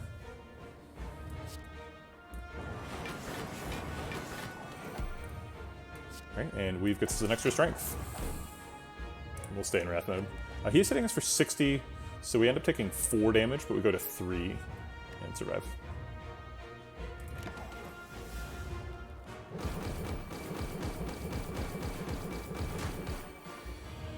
Okay. He's buffing. We're really looking for that last Talk to the Hand. We want that really badly. So we'll mulligan these 2 cards to increase the chances. I want Tantrum too, though, so... I guess I'll do both Just Luckies. Just to make sure we're getting it. Okay, we did.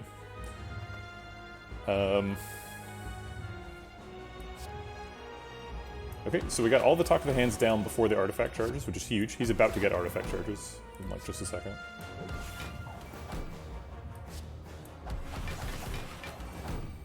And we got ourselves a damage cap.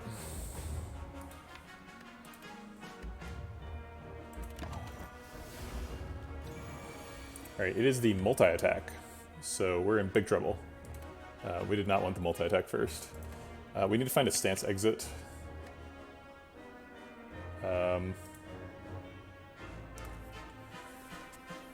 If we keep protect, it does damage return quite a bit of block. So it blocks for 9 times 4 is 36. He's hitting for 90, and we have to like actually block for 90. I think I will keep Tantrum.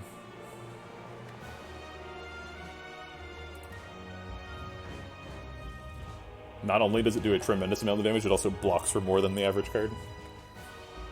So it's probably Tantrum, Just Lucky, Protect. I'm not sure if we survive that.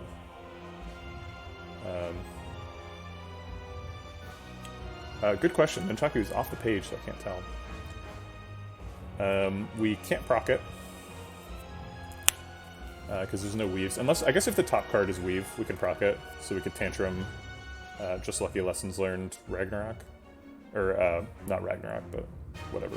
We could proc it and play the Protect, I guess. Or, no, it would just be Defend, because we'd be spending all of our energy on it. I think we'll probably do Pot first now. Since we, like, we don't get a big overblock value here, and it seems like we're struggling to stay alive. Speed Pot and Power Pot, huh?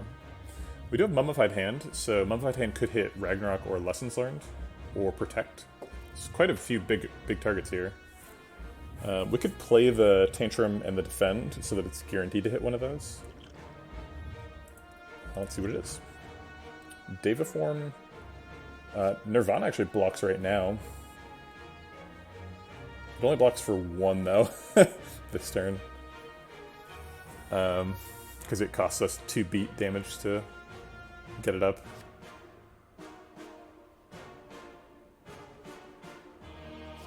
It does something. Devaform costs 0. That's pretty good for a Devaform. Normally Devaform costs quite a bit more. We've got 3. We're a 3 energy deck, though, so I think we're pretty used to not getting Devaform levels of energy. I don't think it's going to be that useful.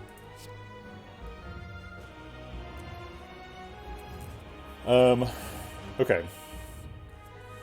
So we're trying to block out this turn so that Lizard Tail can still tank the big attack, ideally. Okay. So if we play Just Lucky, Tantrum, Defend, or actually Tantrum, Just Lucky, Defend, so that Just Lucky gets the dex from Tantrum. Then we play Nirvana, and it's... Oh, I guess we're playing Nirvana after Just Lucky in that world, which is not great. Okay, so what we do instead is we play Tantrum, Defend, Nirvana, and then we get the extra block from Just Lucky, because Just Lucky is not a valid target for Mummified Hand. It costs 0. Then it's guaranteed to hit either Protect, Ragnarok, or Lessons Learned. I guess only Protect is a good outcome from that.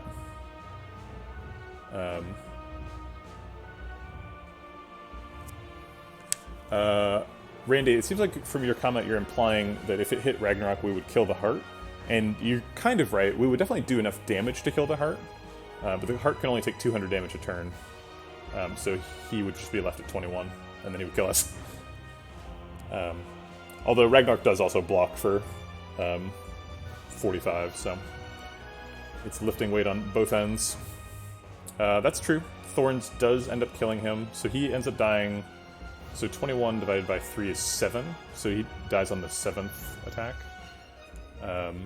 Do we survive 7 times 6? 7 times 6 is...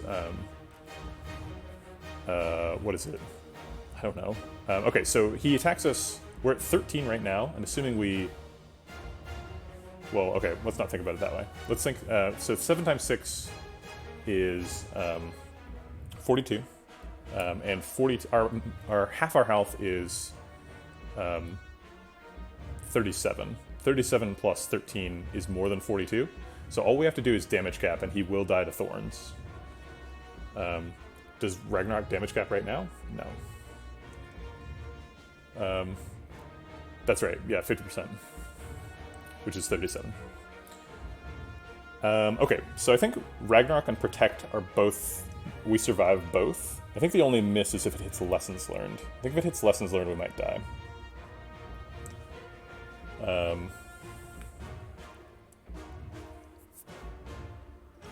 Actually, I'm not even sure if it's lessons learned if we die. Because we are drinking the speed pot too, so we're getting 5 health on top of at least 5 block. So I think we're probably just surviving no matter what.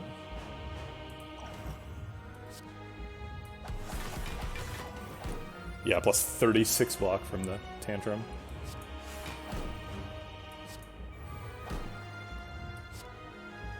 It did hit the lessons learned. Okay, I guess we're gonna find out. Unfortunately, we cannot lessons learned to kill the heart here. Actually, wait, isn't 75 exactly how much he takes damage return for? No, it's 45. Okay, so we're definitely surviving. He's taking our lizard tail, but he's definitely not killing us here. Blocking for 71 is way more than I thought we were doing. Okay, he only hit us once, so yeah, we win. I'm assuming that any of these are a win. Yep. Cool. Let's kill him with Empty Fist. That's a fun way. Because that matches what you do in the cinematic when you kill him. Empty Fist. Hoocha.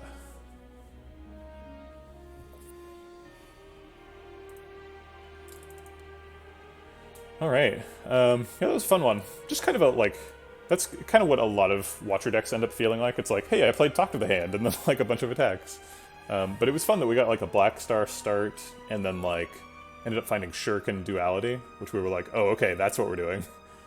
And then just got a bunch of relics, because we got all of the more relics. We got Black Star, we got Matryoshka, we got Tiny Chest, which we'd never procced, and then we got Calling Bell too. So we got all of the more relics. Yeah, that was a good one.